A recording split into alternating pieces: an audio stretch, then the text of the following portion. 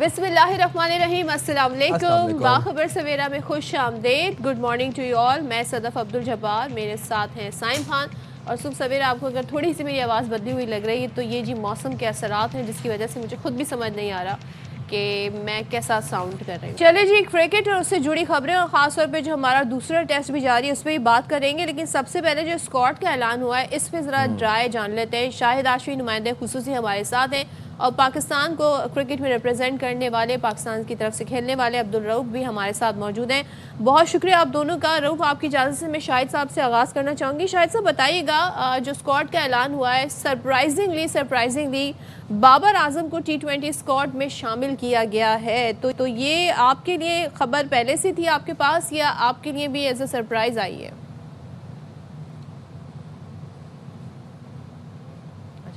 शाहिद साहब की आवाज़ हम तक। हाँ जी जी, कहिए। ये एक हफ्ते से ये खबर चल रही थी कि पाकिस्तान बाबर आजम को लाने पर गौर कर रहा है। फिर सिलेक्शन कमेटी ने माइक हैसन से मुशावरत के बाद ये फैसला किया है कि पाकिस्तान को एक ऐसे बैट्समैन की ज़रूरत है जो लंबी इनिंग्स खेले।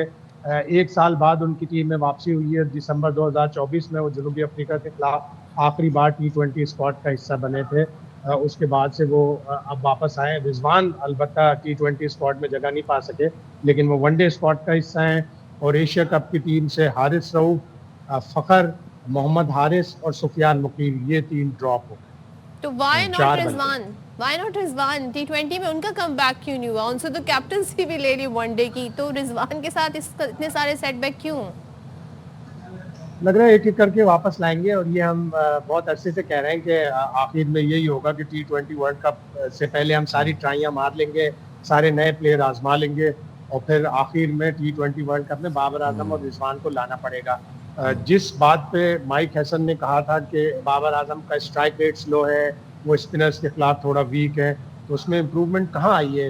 बाबर आजम ने कहाँ अपना स्ट्राइक रेट बेहतर किया? लेकिन पाकिस्तान को बाबर आजम जैसे एक बैट्समैन की मिडिल ऑर्डर में जरूरत है T20 में। रऊफ भाई, कमिंग टुवर्ड्स यू, आपकी भी राय जानना चाहेंगे। वाइट बॉल स्क्वाड का ऐलान कर दिया गया है और बाबर आजम और नसीम शाह T20 इंटरनेशनल में अपनी जगह उन्होंने बना ली है, वो भी खेलेंगे स्क्वाड में। इसी के साथ साथ सलमान अली आगा T20 कप्तान होंगे, शाहीन अफरीदी वनडे टीम की क़यादत करेंगे।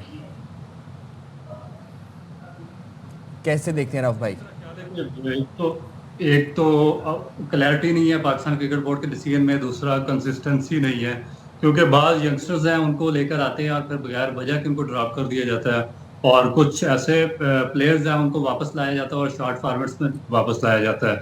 जिस तरह अभी शाहिद भाई ने बात की है, मेरा ख्याल है कि अच्छी बात की है कि बाबर आजम को कौन से स्ट्राइक रेट कहाँ पे उन्होंने बेहतर किया, किस परफॉर्मेंस पे उनको वापस लाए हैं।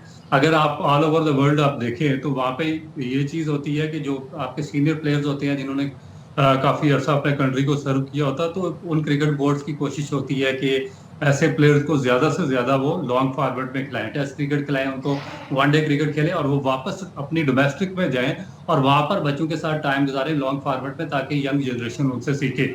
अब पाकिस्तान क्रिकेट बोर्ड के पास इस तरह की कोई प्लान तो है नहीं है।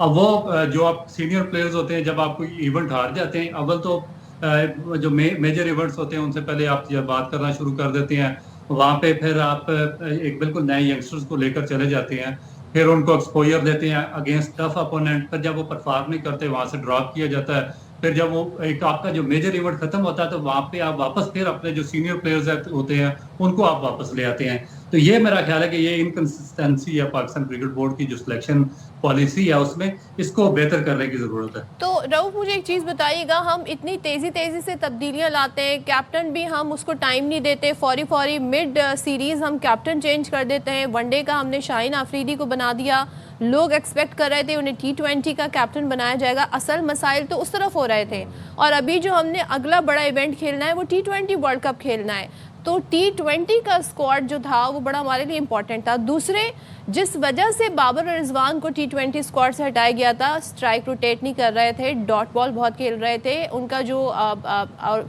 माइक हैसन जो है वो आकर ही कह रहे हैं जी बाबर जैसे प्लेयर को होना चाहिए, लेकिन जिस वजह से हटाया था वो वजह एड्रेस हो गई है, वो मामला क्या सेटल हो गया है? देखिए अब जो हमारे फादर कोचेज हैं वो भी ये हमारी जुबान बोलना शुरू हो गए हैं। उनको पता है कि हमने किस तरह अपनी जो जॉब है उसको प्रोलॉन्ग करना है पाकिस्तान क्रिकेट बोर्ड में, पाकिस्तान में रहते हुए।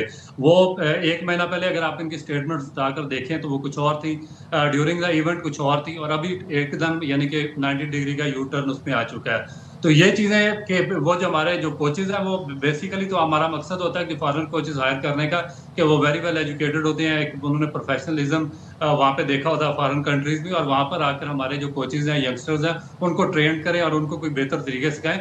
मगर वो क्योंकि आप आजकल आपको पता है कि बहुत ज्यादा क्रिकेट में पैसा इन्वॉल्व हो चुका है, तो वो हमारे रंग में ही रंगना शुरू हो जाते हैं। इस वजह से हमारी क्रिकेट में और कोचिंग सिस्टम में कोई बेहतरी नहीं आ रही।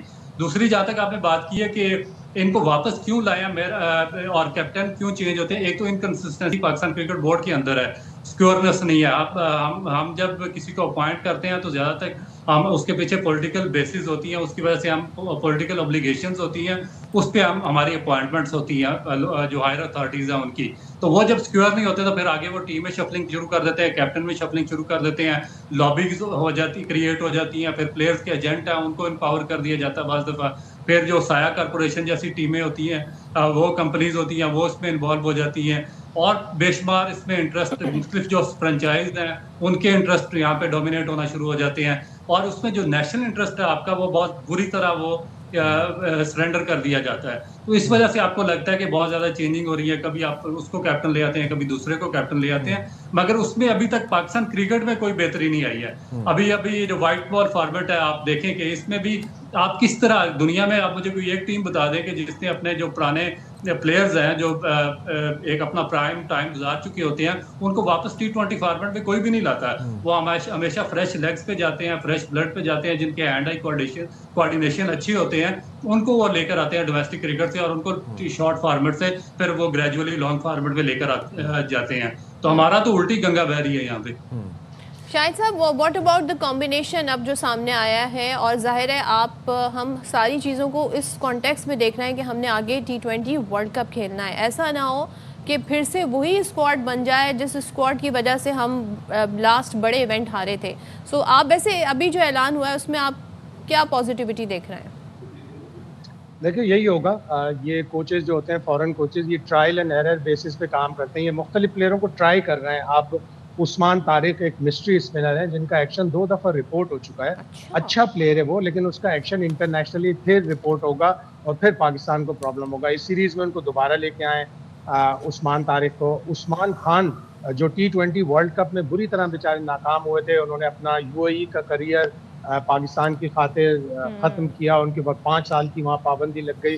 वो दोबारा विकेट कीपर बैटर के तौर पर आ गए। मोहम्मद हारिस से अब दिल भर गया, ज़ाहिर है वो नाकाम हो रहे थे। उन्होंने जो रन आउट छोड़ा एशिया कप के फाइनल में, उनसे रन नहीं बन रहे थे, वो ड्रॉप हुए। फ़खर जमान जो आपके रेगुलर ओपनर हैं, आपने उनको ड्रॉप कर दिया। साइम अयूब जो रेगुलर नाकाम हो रहे थे, वो अभी भी टीम में। तो ट्रायल एंड एरर बेसिस पे कर रहे हैं माइक हैसन काम। वो ट्रायल एंड एरर करते रहेंगे और फिर एंड में T20 वर्ल्ड कप में वही आपको स्क्वाड नजर आएगा जो 2024 में था या उसके बाद। एंड आई वाज मैं देख रही थी कि आप एक जगह बता रहे थे कि बाबर ने मेरे ख्याल में कोई 1031 दिन हो गए हैं, उन्होंने कोई सेंचुरी स्कोर नहीं की है। तो लास्ट बाबर T20 में कब खेले थे? आई गेस दिसंबर 2024 में शायद साहब। जी हाँ, जनूबी अफ्रीका में दिसंबर 2024 में खेले थे। वो उनकी आखिरी सीरीज़ थी। और जब माइक हैसन आए तो माइक हैसन से भी पूछा गया बार बार कि वो आपकी स्कीम ऑफ थिंक का हिस्सा है T20 वर्ल्ड कप में। तो उन्होंने कहा मैंने अभी किसी प्लेयर को T20 वर्ल्ड कप से बाहर नहीं किया। लेकिन उन्होंने एशिया कप की प्रेस कॉन्फ्रेंस में बड़े सख्त अल्फाज में ये कहा था कि बाबर आजम स्पिनर्स पे अपना काम करें और उसके अलावा वो अपना स्ट्राइक रेट बेहतर करें। लेकिन एशिया कप में हमने देखा कि वो जितने भी प्लेयर खेल रहे थे बाबर आजम की जगह, वो बाबर आजम से भी लो स्ट्राइक रेट से खेल रहे थे। तो strike rate, rotation of strike, dot balls, ये हमारी T20 का मसला है। लेकिन हम ट्रेनिंग जब करते हैं तो हम ट्रेनिंग वही रोबो आर्म से एक आदमी बॉले करा रहा होता है जोर जोर से, वो कहते हैं जी सीधे छक्के मारे। छक्के मारना या चौके मारना हमारा T20 का प्रॉब्लम नहीं है, हमारा प्रॉब्लम डॉट बॉल्स। शायद भी आपने एशिया कप का जिक्र कर ही दिया तो हम कोशिश करेंगे कि बाकी ज़रा खबरें भी आपके साथ डिस्कस कर लें। रऊफ भाई आपकी तरफ आऊँगा। एशिया कप की हवाले से अब हम देख रहे हैं कि खतूत का सिलसिला चल रहा है। BCCI के सेक्रेटरी देव अजीत ने ख़त लिखा है। अब वो ये कहते हैं कि ट्रॉफ़ी तो हमें चाहिए मगर हम ACC के सदर से ट्रॉफ़ी नहीं लेंगे जो कि मोहसिन नकवी साहब हैं। तो फिर कह रहे हैं खत लिख के कह रहे हैं भेज दें हमें ट्रॉफी। मोहसिन नकवी साहब का बड़ा क्लियर मौक़िफ़ था कि आपको अगर ट्रॉफी चाहिए तो आप मेरे दफ्तर में आके रिसीव कर लें। अब बात यह है कि ये जो 10 नवंबर को तकरीब होने जा रही है, उसमें ट्रॉफ़ी देने की पेशकश की है मोहसिन नकवी साहब ने। तो अब क्या होने जा रहा है 10 नवंबर को? ट्रॉफ़ी मिलेगी इनको कि आप गिड़गिड़ाती रहेंगे ट्रॉफ़ी के लिए? देखिए, फिलहाल तो यही मसला दरमियान में लटका हुआ नजर आ रहा है, क्योंकि दोनों तरफ से कुछ बर्फ पिघल नहीं रही और जो पाकिस्तान और इंडिया के बायलैटरल रिलेशंस हैं उनमें भी कोई बेहतरी आ नहीं रही। तो जब तक ये आपस में जो दो तरफा कशीदगी रहेगी तो उस वक्त तक मेरा नहीं ख्याल कि जो क्रिकेट बोर्ड्स हैं उनके जो ताल्लुकात आपस में वो भी बेहतर होंगे। और इसमें फिर जो आपकी जो क्रिकेट है उसकी जो न्यूट्रलिटी है और उसकी जो मोरालिटी है वो बहुत बुरे तरीके से अफेक्ट हो रही है। इसमें देखें कि हैंडशेक का इशू आया, फिर उसके बाद ट्रॉफी ना लेने का इशू आया, उससे पहले चैंपियन ट्रॉफी ने इंडिया ने पाकिस्तान आने से इनकार कर दिया। फिर हम आज़ाद कश्मीर, मुजफ्फराबाद और गिलगित में चैंपियन ट्रॉफी का टूर था, वहाँ पर इंडियन क्रिकेट बोर्ड ने उसने अपनी हठधर्मी का मुजाहरा किया, वहाँ पर हम नहीं लेकर जा सके। तो ये इश्यूज मेरा ख्याल है कि जब तक आपस में ये बर्फ पिघलती नहीं है ताल्लुकात में, उस वक्त तक ये चलते रहेंगे।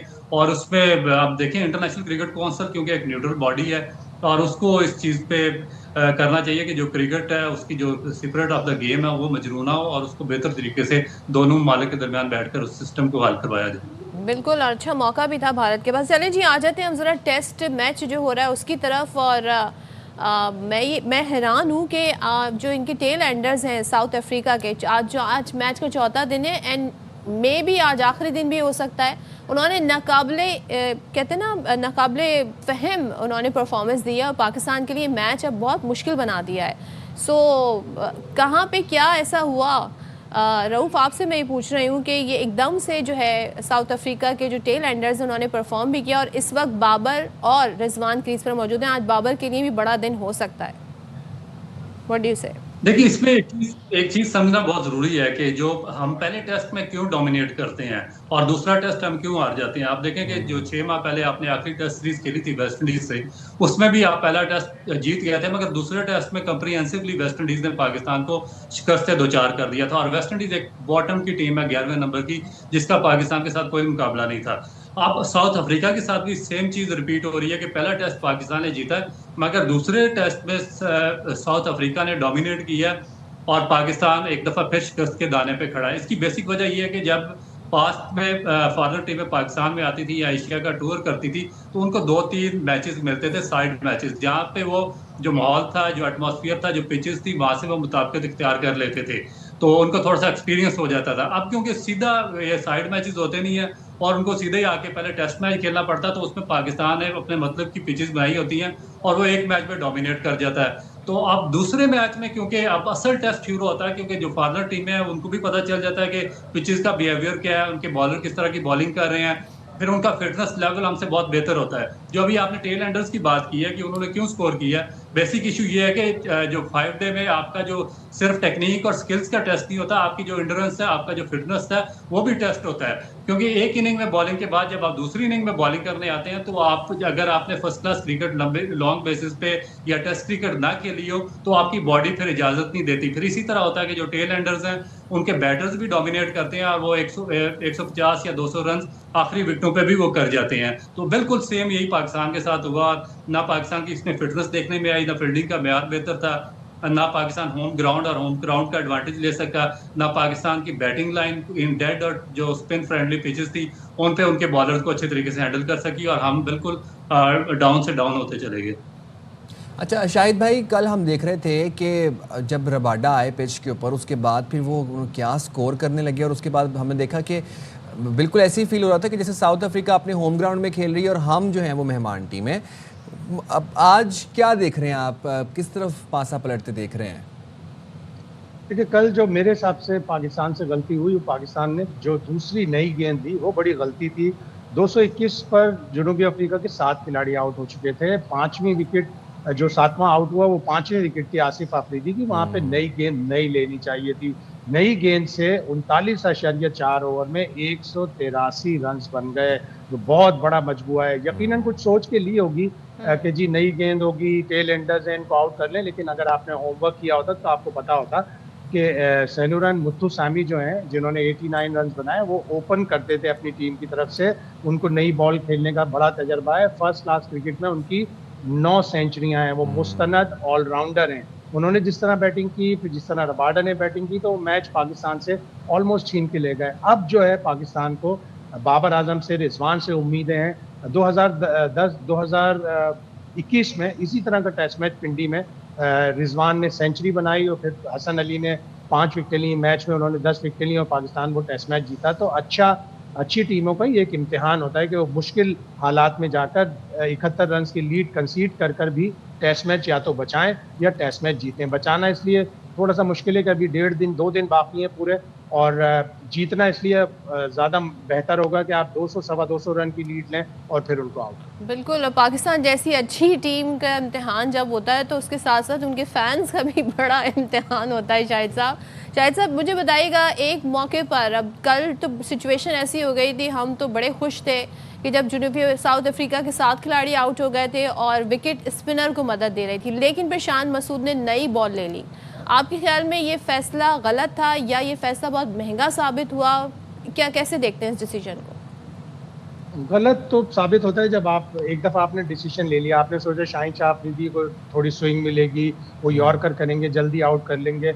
और पूछा गया सवाल आसिफ अफरीदी से कि नई गेंद लेना कितना नुकसानदेह, तो उन्होंने कहा नहीं, शान मसूद ने बड़े मशवरे के बाद पूछा अपने बॉलर से, तो उन्होंने कहा नहीं, स्किड होगी गेंद, हम जल्दी आउट कर लेंगे।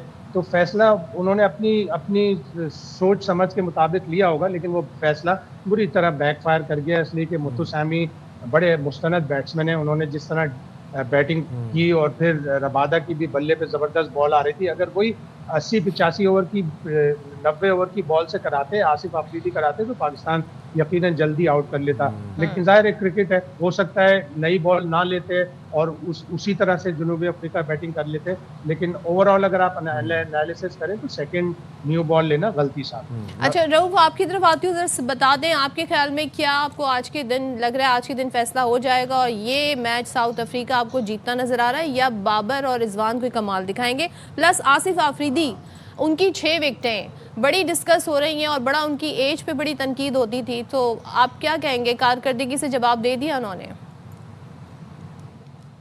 देखिए, 2 चीज़ें। जो पहला क्वेश्चन आपका कि बाबर और रिजवान, क्योंकि टेस्ट क्रिकेट का हुसन यही है कि इसमें जो हर सेशन है वो चेंज होता है, हर सेशन दूसरे से डिफरेंट होता है। एक सेशन में एक टीम डोमिनेट कर रही होती है, दूसरे सेशन में दूसरी टीम डोमिनेट कर रही होती है, और बाज़ दफ़ा इस तरह होता है कि 3 सेशन एक टीम डोमिनेट करती है और लास्ट सेशन में दूसरी टीम टोटल टेस्ट मैच को उल्ट देती है।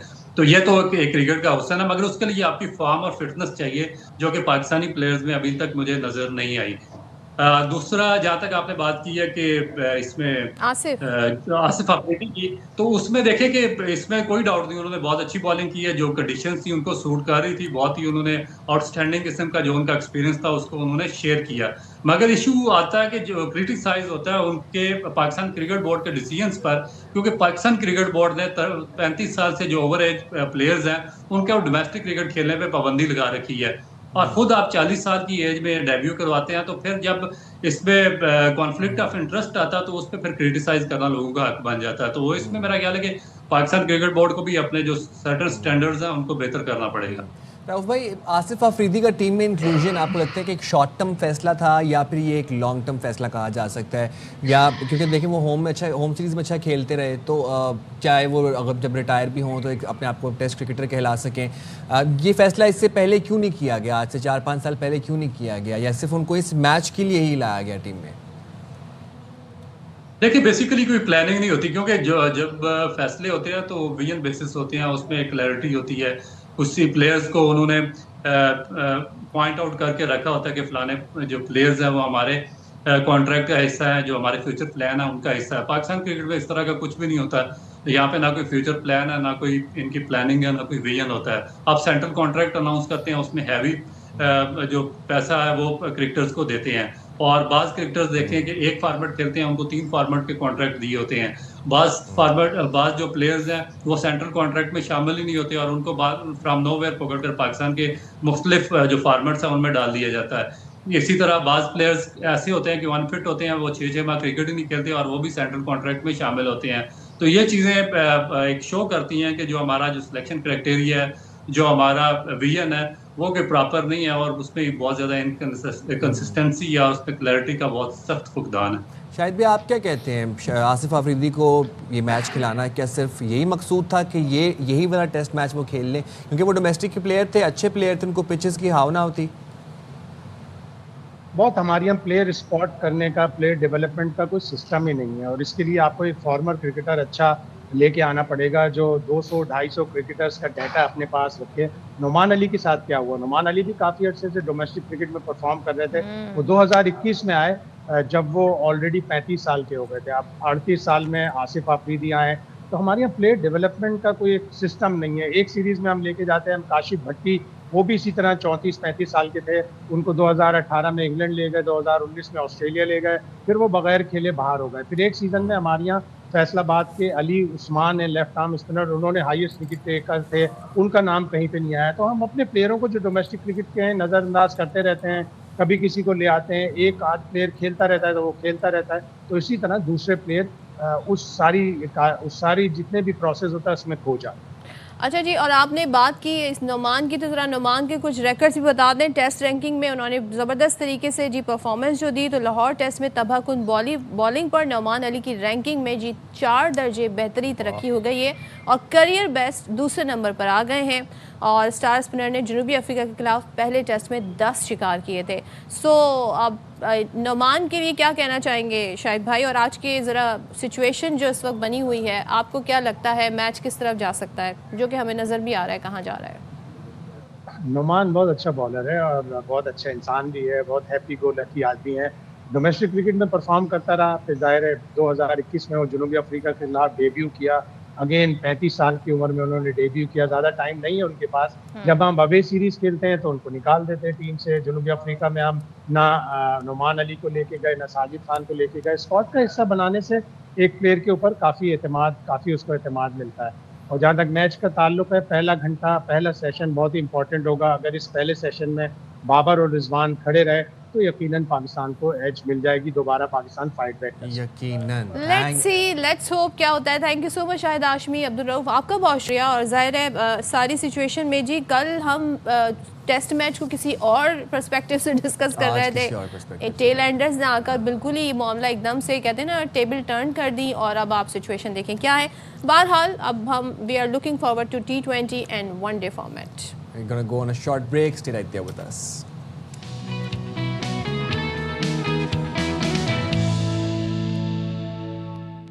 वेलकम बैक जनाब। और अच्छा, जरा कॉफी की बात कर लें। कॉफी की बात कर लेते हैं। How is the coffee? Coffee is good, लेकिन As coffee long as it's in the को cup, it's अगर good. कप में आप रखेंगे तो ठीक है, और अगर आप इसको डस्टबिन में डिस्पोज ऑफ करेंगे जो तरीका है तो ठीक है। नहीं तो अगर आपने इसे गटर में डाल दिया, सोचें लोग कहते हैं गटर है कुछ भी डाल दो, गटर में डाल दिया ऐसे तो चले सड़क पर जुर्माना हो जाता है। हाँ, तो होना भी चाहिए। कहाँ हुआ है ये? पाकिस्तान ये में तो ऐसा भाईजान हुआ ही पाकिस्तान नहीं में नहीं हुआ, ये बरतानिया में हुआ है। अब बरतानिया में एक ऐसा वाकया पेश आया जहाँ पर बस स्टॉप पर खड़ी खातून ने कप में बची कॉफ़ी, एक घूंट कॉफ़ी थी, वो सड़क किनारे मौजूद नाली में बहा दी। अब खातून के इस एक्शन पर सरकार का फौरी रिएक्शन आया और करीब मौजूद 3 सरकारी अफसरान ने खातून को 150 पाउंड का जुर्माना थमा दिया। 150 पाउंड काफ़ी ज़्यादा होते हैं वैसे, और बताया कि कॉफ़ी को कूड़ेदान में ना डालने पर ये जुर्माना आप पर किया गया है।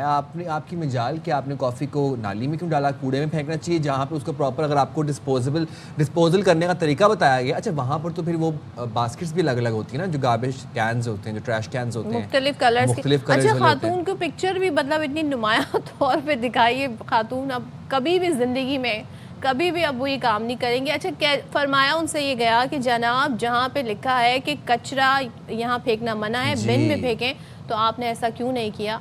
और भाई वहाँ पर जब फ़ाइन होते हैं तो उसके बाद लोग अलर्ट हो जाते हैं। मगर अगर हम पाकिस्तान में इस सिचुएशन को ले आएँ तो पाकिस्तान में तो ऐसा कोई तस्वुर नहीं है। पाकिस्तान के बड़े बड़े शहरों में कचरा फेंकने पर हो सकता है जुर्मा सज़ाएँ हों, लेकिन उन पर अमल दरामद नहीं होता। तो ज़रा आज हम इस इशू पर बात करेंगे, क्योंकि देखिए अगर आप लोगों को तंबी करना चाहते हैं, अगर लोगों को चाहते हैं वो डिसिप्लिन रहें, तो आपको कहीं ना कहीं सज़ा जज़ा का तयन करना पड़ेगा। तो हमारे नुमाइंदगान पाकिस्तान के बड़े बड़े शहरों से मौजूद हैं, ज़रा उनसे पूछते हैं कि उन शहरों में कचरा जब फेंका जाता है या इस तरीके से नज़र आता है तो क्या लोगों पर कोई जुर्माना आयद किया जाता है या नहीं? बड़ा मैं कोई कहते हैं ना बड़ा आइडियलिस्टिक रियलिस्टिक कोई सवाल नहीं है, बट मैं पूछ रही हूँ। हमारे साथ मौजूद है जी अफजल कराची से, अब्दुल्ला मक्सी क्वेटा से, अलमास खान लाहौर से। किससे शुरू करें? शहर कायद से शुरू करते हैं जी। नहीं बस तो इस पे मैं अफजल के पास speechless चलते हैं हूँ। जरा। अफजल आप इसको बताइएगा कहाँ पर मौजूद हैं और जहाँ पर अभी आप मौजूद हैं मुझे तो वहाँ पर पीछे कचरा नजर आ रहा है और काफ़ी ज़्यादा तादाद में नजर आ रहा है। क्या रवैया क्या है अवाम का? नॉर्मली सिविक सेंस देखते हैं अवाम में? जी बिल्कुल साइम, देखा जाए तो मैं इस वक्त रिपोर्ट कर रहा हूँ ये सरशाह सुलेमान अली रोड, गुलशन इकबाल ब्लॉक 13D और मसरूफ़ तरीन शाहराह है। यहाँ पे बड़े वीआईपी लोगों का गुजरना होता है और ग्रीन बेल्ट पे आप कचरे का अंबार देख सकते हैं और कुछ फासले पर कचरा भी जला हुआ रखा हुआ है, देखा हुआ है। आपने देखा स्क्रीन पे साफ तौर पे वाज़ेह नज़र आता होगा। शहर भर में कमिश्नर कराची की जानिब से कचरा जलाना और नालों पे कचरे फेंकने के हवाले से दफ़ा 144 नाफिज की थी। ये 4 साल हो गए। इसके हवाले से कार्रवाइयाँ शुरू में तो बहुत तेज़ हुई, लेकिन ज़िला इंतज़ामिया की जानिब से इस पर अमल दरामद के हवाले से कोई ठोस इकदाम नहीं किए गए। अभी भी ग्रीन बेल्ट हो या फिर सर्विस रोड हो या फुटपाथ हो, वहाँ कचरे के अंबार एक बात है। बताएं, कराची की तारीख में कराची की तारीख में कभी किसी शख्स पर कचरा फेंकने पर जुर्माना हुआ है? कोई रिकॉर्ड का हिस्सा है ये? Good question. सदर जुर्माना तो नहीं हुआ, अलबत्ता गिरफ्तारियां ज़रूर हुई थी।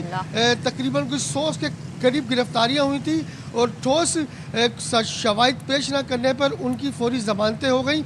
ये होता है कि अगर कानून साजी हो और बाकायदा तौर पर उस पर जुर्माना हो तो यकीनन तौर पर लोग बाज आएंगे और लोग खुद मना भी करेंगे और रुकेंगे भी कि कचरा घर की दहलीज पर हो या फुटपाथ पर हो या सड़क पर ना फेंका जाए। अब एक बात बताएं, अभी आपने बताया कि गिरफ्तारियां हुई थी, तो ये वैसे इसका क्राइटेरिया क्या है, जरा ये समझाने की कोशिश करें। सर्विलेंस कौन करता है, इस बात का तयन कौन करता है कि कौन जिम्मेदार है, किसने कचरा फेंके, इसके ऊपर अब इसके ऊपर जुर्माना आयद होना चाहिए?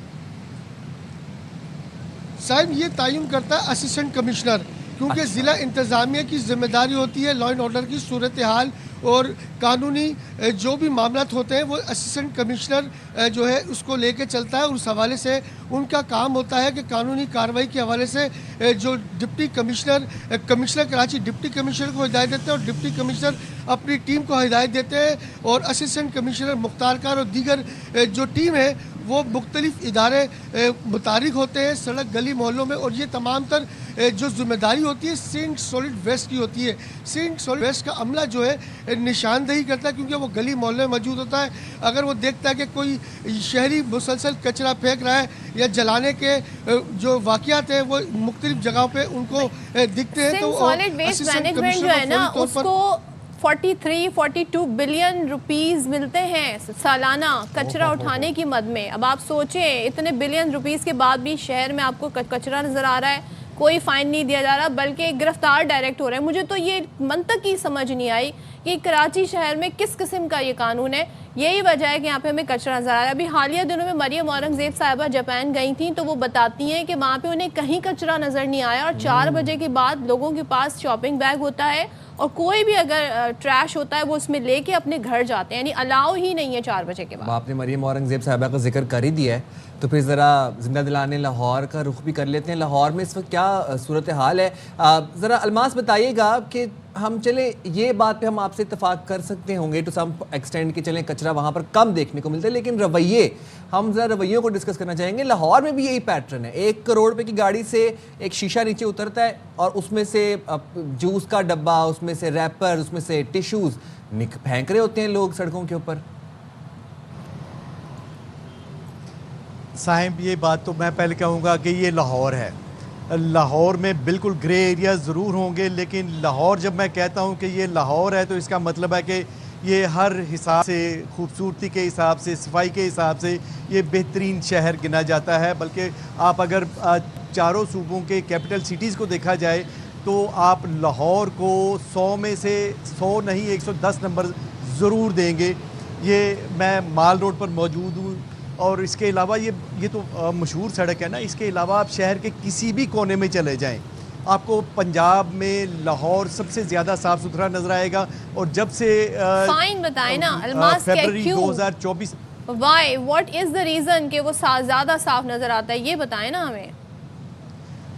बिल्कुल बिल्कुल, मैं उसी तरफ जा रहा हूँ सदफ। 2024 फरवरी के इलेक्शन के बाद मरियम नवाज़ की हुकूमत आई तो उन्होंने सुथरा पंजाब का सिर्फ नारा नहीं लगाया। पहले तो सिर्फ लाहौर साफ़ हुआ करता था, उन्होंने सिर्फ सुथरा पंजाब का नारा नहीं लगाया, लाहौर से बाहर निकल के भी बाकी तमाम बड़े शहरों में वहाँ पे भी सफाई का इंतज़ाम बड़ा अच्छा किया। और अभी आप कराची की बात कर रहे हैं, यहाँ पे नहीं, भी कराची की तो हम कर रहे हैं, already मैं ये पूछ रही हूँ exist कर कोई रहा है। फाइन होता है, कोई जुर्माना होता है, किस तरह इम्प्लीमेंट करवाया जाता है कानून को यहाँ पर? बिल्कुल जी, यहाँ पे इम्प्लीमेंटेशन की बात अगर लाहौर में किया जाए तो लाहौर में जब से ये स्मोक का सिलसिला शुरू होता है तो वहाँ पे उस वक़्त बहुत ज़्यादा वो जुर्माने होते हैं, क्योंकि वो छोटा मोटा कोई कूड़ा कचरा हो तो उसको आग लगा दी जाती। अब वो भी नहीं होता। यहाँ पे जो कवानीन है वो यहाँ पे मौजूद हैं। लोकल गवर्नमेंट एक्ट 2022 का एक्ट मौजूद है, बल्कि उसे तो मरियम नवाज़ मज़ीद मौसर बनाने के लिए उसमें लेकिन तरमीम ला अल्मास रही हैं। और रवैये ये मैं लाहौर पंजाब में भी असेंबली के सेम है। हम सामने देखते हैं अंदरूने लाहौर अगर आप देख लें, आप इचरा बाज़ार देख लें, आप पानी वाला तालाब देख लें, आप समनाबाद देख लें, आप जनाब ये जो आपका है ढोलनवार, आप मजंग देख लें, ये वो इलाके हैं जहाँ पर हम देखते हैं कि सीवरेज का निज़ाम भी हमें अबतर नज़र आता है, हमें कूड़ा करकट यहाँ पर भी नज़र आते हैं। रवैये, लोगों के रवैयों को स्क्रूटनाइज करने के लिए क्या इकदाम किए जाते हैं लाहौर में, ये इंपॉर्टेंट क्वेश्चन था। चलें, ज़्यादा लाहौर को जानते हैं क्योंकि लाहौर से गए हुए हैं। रवैयों की बात करें तो अभी आपने मरियम औरंगज़ेब की बात की, ये असल में लोगों के रवैये साफ़ सुथराई रहने के लिए वो एक तो हुकूमत जब आपको इम्प्लीमेंटेशन अपने कवानीन करती है तो लोगों को भी साफ़ सुथरा रहने की आदत वक्त के साथ साथ हो जाती है। लाहौर को लोग गाड़ियों से, यकीनन ये ग्रे एरियाज़ मौजूद है, गाड़ियों से जो बाहर से लोग आते हैं, पॉपकॉर्न खाया वो बाहर फेंक दिया। ये गवर्नमेंट जो है उसकी एफर्ट भी है, नो डाउट, क्योंकि हमने देखा जिस तरीके से लास्ट टाइम वो डिफरेंट कलर्स के बिन भी इंट्रोड्यूस कराए गए थे, तो ज़ाहिर है जब ये बातें बहुत ज़्यादा रिपीट की जाती हैं तो लोग भी उस पर अमल दरामद करने लगते हैं। कोयटा चलते हैं, कोयटा से हमारे साथ हैं अब्दुल्ला मक्सी, कोयटा की सूरत हाल जानते हैं। अब्दुल्ला मक्सी, आप बताइएगा, अब आपको आइडिया हो गया होगा, हम तो ये जानना चाह रहे हैं कि भाई कचरा फेंकने पर यहाँ कोई जुर्माना होता है, कोई फ़ाइन होता है, कोई कानून है जिस पर अमल दरामद होता है? कोयटा में ऐसा कोई वाक़या हुआ है? जी बिल्कुल, कहा जाता है कि जो सफाई है वो नेफ्स ईमान है। और कोयटा जो माजी का है लेटर पेरिस रहा है, और अब जो स्टोरी आ रही है वो भी बरतानिया के है। और ब्रिटिश दौर में यहाँ की जो सफाई की सूरत हाल थी काफ़ी बेहतर थी, बहुत ज़्यादा बेहतर थी, और सज़ा और जज़ा का भी निज़ाम था। लेकिन बदकिस्मती से अब वो सज़ा और जज़ा का निज़ाम में उसमें कमज़ोरी आया है। कानून तो मौजूद है, इम्प्लीमेंट नहीं हो रहा, जिसकी वजह से जो शहरी हैं वो भी काफ़ी लापरवाही का मुजाहरा करते हैं। उनको पता है कि कोई कहने वाला नहीं, कोई बोलने वाला नहीं। तो यही शहरी अगर आउट ऑफ कंट्री जाए, बाहर ममालिक में जाए, वहाँ पे तो उनको तमाम कानून फॉलो करने पड़ते हैं। जब अपने मुल्क में आते हैं तो वो सारे चीज़ें भूल जाते हैं। ये एक उनका मनफी एक जहन अब सोच है। और ये है कि दूसरी जानिब अगर इन शहरियों को, सिर्फ हुकूमत को तो हम ब्लेम करते हैं कि हुकूमत ही गलत करती है, हुकूमत की अपनी जगह पे, लेकिन शहरियों को भी इस हवाले से थोड़ी सी अपनी ज़िम्मेदारियों का एहसास होनी चाहिए। अपने मोहल्ले को और अपने रोडों को, सड़कों को साफ़ रखने के लिए उनका भी अहम किरदार होता है। लेकिन बदकिस्मती से यहाँ पे वो चीज़ें नज़र नहीं आता है, हम उन चीज़ों को अवॉइड कर देते हैं, हवा में उड़ा देते हैं। तो इस तरह नहीं होना चाहिए कि शहरियों को भी इस हवाले से मौसर किरदार अदा करना चाहिए अपने इस हवाले से। दूसरी जाने मैं आपको बताऊं कि कोयटा शहर में इस टाइम जो सूरत हाल ये है कि पहले जो सफाई की सूरत हाल थी वो मेट्रोपॉलिटन के अंडर थी, लेकिन अब मेट्रोपॉलिटन ने प्राइवेट सेक्टर को शिफ्ट कर दिया, जिसके बायस जो सफाई की सूरत हाल है शहर में कदरे बेहतर नज़र आती है। जो काम करने वाले हैं, जो लगे हुए हैं, सफाई झाड़ू पोछा करने वाले लोग लगे हुए हैं, तो यकीनन काफ़ी बेहतर हुई है शहर की सूरत हाल। तो इस हवाले से मैं आपको बताऊं कि सिर्फ हुकूमत को ब्लेम देना, हुकूमत को कहना कि हुकूमत ने सब कुछ करना है, तो हम क्या कर रहे हैं? हमें भी अपने शहर को, अपने गलियों को, कूचों को साफ़ रखना चाहिए, ताकि जो सफाई है उसका निज़ाम बेहतर होना चाहिए। और जब तक जज़ा और सज़ा का निज़ाम नहीं आएगा और जो इम्प्लीमेंट नहीं होगा। कानून तो मौजूद है, इम्प्लीमेंट नहीं होता। अब तक किसी को कोई सज़ा ऐसी कोई काबिल ज़िक्र सज़ा नहीं है कि जिसको ये सज़ा हुई हो, उसके बाद जो लोग हैं उन्होंने कोई सबक सीखी हो। और जो कचरा कूड़ा है रोडों में ऐसी जगहों पे पब्लिक पॉइंट पे फेंकने से गुरेज किया हो। तो इस हवाले से मैं आपको बताऊं कि इस तरह कोई भी अब तक ऐसा कोई वाकया नजर नहीं आया। ठीक है अब्दुल्ला मगजी, बहुत शुक्रिया। हम अपडेट कर रहे थे, अलमास खान और अफजल खान हमें अपडेट कर रहे थे। बात ये है जनाब, हम भी ये जो जिक्र कर रहे थे ना अब्दुल्ला के, लोग बाहर जाते हैं, यही पाकिस्तानी जब बाहर जाते हैं तो फिर ये बड़ा ख्याल करते हैं कि जी आपने वहाँ पे कचरा नहीं फेंकना क्योंकि फ़ाइन हो जाएगा। अपने मुल्क में आके वही लोग कचरा फेंकते हैं और जब हम जैसे मैं अगर कभी इस चीज़ को रोकती हूँ तो मुझ पे हंसते हैं, they make fun of me कि भाई क्या है, यहाँ तो सभी ऐसे करते हैं। नहीं, ये देखिए ये बेबी स्टेप्स होते हैं। इंडिविजुअली आपको अपनी जिम्मेदारी का एहसास करना पड़ेगा। अगर यहाँ पाकिस्तान में भी सोचें एक दफ़ा कि अगर जुर्माने शुरू हो गए कचरा फेंकने पे, सबकी चीखें निकल आएंगी। दुबई जाके तो नहीं फेंकते आप रैपर्स, वहाँ पे तो टिश्यूज़ नहीं फेंकते ऐसे जाके। कराची में तो डायरेक्ट ही गिरफ्तारी और कोई भी काम है डायरेक्ट गिरफ्तारी। भाई फ़ाइन कर लें, सबक सिखाना है, इस्लाह करनी है, जेल में नहीं डालना लोगों कचरे पे। चलें जी, एक बार फिर कराची का रुख कर लेते हैं और इस बार हम यहाँ पर पुलिस की कार्रवाई के हवाले से बात कर रहे हैं। तो थाना गार्डन पुलिस ने खुफिया इत्तला पर कार्रवाई की और आपको पता है कि इस इत्तला पर क्या बरामद हुआ है। भारी मालियत की पाकिस्तानी और अमरीकी करेंसी, ओरिजिनल नहीं जाली करेंसी समेत दीगर दस्तावेजात बरामद की गई। ओहो, नज़ीर शाह से भी तफसीलात जान लेते हैं। नज़ीर बताएगा। आप बिल्कुल देखें, गार्डन पुलिस ने खुफिया इत्तला पर बड़ी कार्रवाई करते हुए एक मुलजिम को गिरफ्तार किया जिसके कब्जे से भारी मालियत की न सिर्फ जाली पाकिस्तानी करेंसी बल्कि डॉलर, जाली PIA के जॉइनिंग ऑर्डर्स और दीगर दस्तावेजात बरामद हुई हैं। जाली डॉलर्स को कागज़ों पर प्रिंट किया गया है और किस तरीके से इस करेंसी का काम करता था हम जानेंगे DSP गार्डन कैसर शाह से। नाम इसका बेजाद है और शहजाद। इसकी इन्फॉर्मेशन SHO को मिली थी हनीफ सियाल को कि यहाँ कोई बंदा है जो जाली करेंसी का कारोबार कर रहा है और मुख्तलिफ डॉक्यूमेंट्स का। अभी तो पकड़ा है उसको, इसके मजीद भी साथी हैं, इंट्रोगेशन कर रहे हैं। इंशाल्लाह आगे फिर जो भी होगा वो आपके साथ शेयर करेंगे। इस वक्त मुलजिम बेहजाद भी यहाँ पर मौजूद है, इससे भी हम जानेंगे। ये बताना है कि क्या काम करते थे और साथी कौन कौन है जो तुम्हारे साथ इसमें मुलविस है? सर तकरीबन 4 साल हो गए मुझे काम करते हुए और ये मेरे साथ 2-3 लोग हैं, हसन है, अनस है, फैसल है। ये लोग, ये डॉक्यूमेंट्स का काम फैसल का है और ये कॉल सेंटर वाला ये जो नोटों का काम है ये हसन और आप बिल्कुल देखिए ये मुलजिम है, चूँकि इसको अभी गिरफ़्तार किया गया है तो इससे मज़ीद तफ्तीश की जाएगी। यहाँ पर आप देख सकते हैं कि बड़ी तादाद में यहाँ पर ये जाली दस्तावेज़ात मौजूद हैं, ये डाई मौजूद है जिससे डॉलर और ये पाकिस्तानी जाली करेंसी बनाई जाती थी। तो पुलिस ने ये अहम कार्रवाई की है क्योंकि ये सादा लोगों को बेवकूफ़ बनाकर उनसे लाखों रुपए बटोरते थे और रफू चक्कर हो जाते थे। अब पुलिस का कहना है कि इसके जो दीगर साथी हैं उनकी गिरफ्तारी के लिए भी कार्रवाइयाँ की जा रही हैं। जी मतलब सोचें, डॉलर को तो हमने इतनी पाबंदी भी लगाई हुई है, डॉलर कहीं पे स्मगल भी नहीं हो सकता और ये जाली डॉलर बना रहे हैं। सब बन रहा है भाई, जाली डिग्रियां बन रही हैं, डॉक्यूमेंट्स, डॉलर्स, 5000 के नोट, कुछ भी चाहिए सब जाली बना रहे हैं ये लोग। मुझे बताएं वैसे पता कैसे चलता है जाली करेंसी है? हाथ में पकड़ के पता चल जाता है, फौरन से पता चल जाता है। वो तो देखने में बहुत रियल लग रही थी। ट्रांसपेरेंसी से पता चल जाता है, ऐसे करके वो कायदे आज़म की तस्वीर को देख के अंदाजा और होता है। डॉलर में किसकी तस्वीर देखें? वो तो कभी हाथ ही नहीं आया। चले जनाब जाएं एक छोटी सी ब्रेक पे, हाजिर होंगे ब्रेक के बाद। Stay right there with us.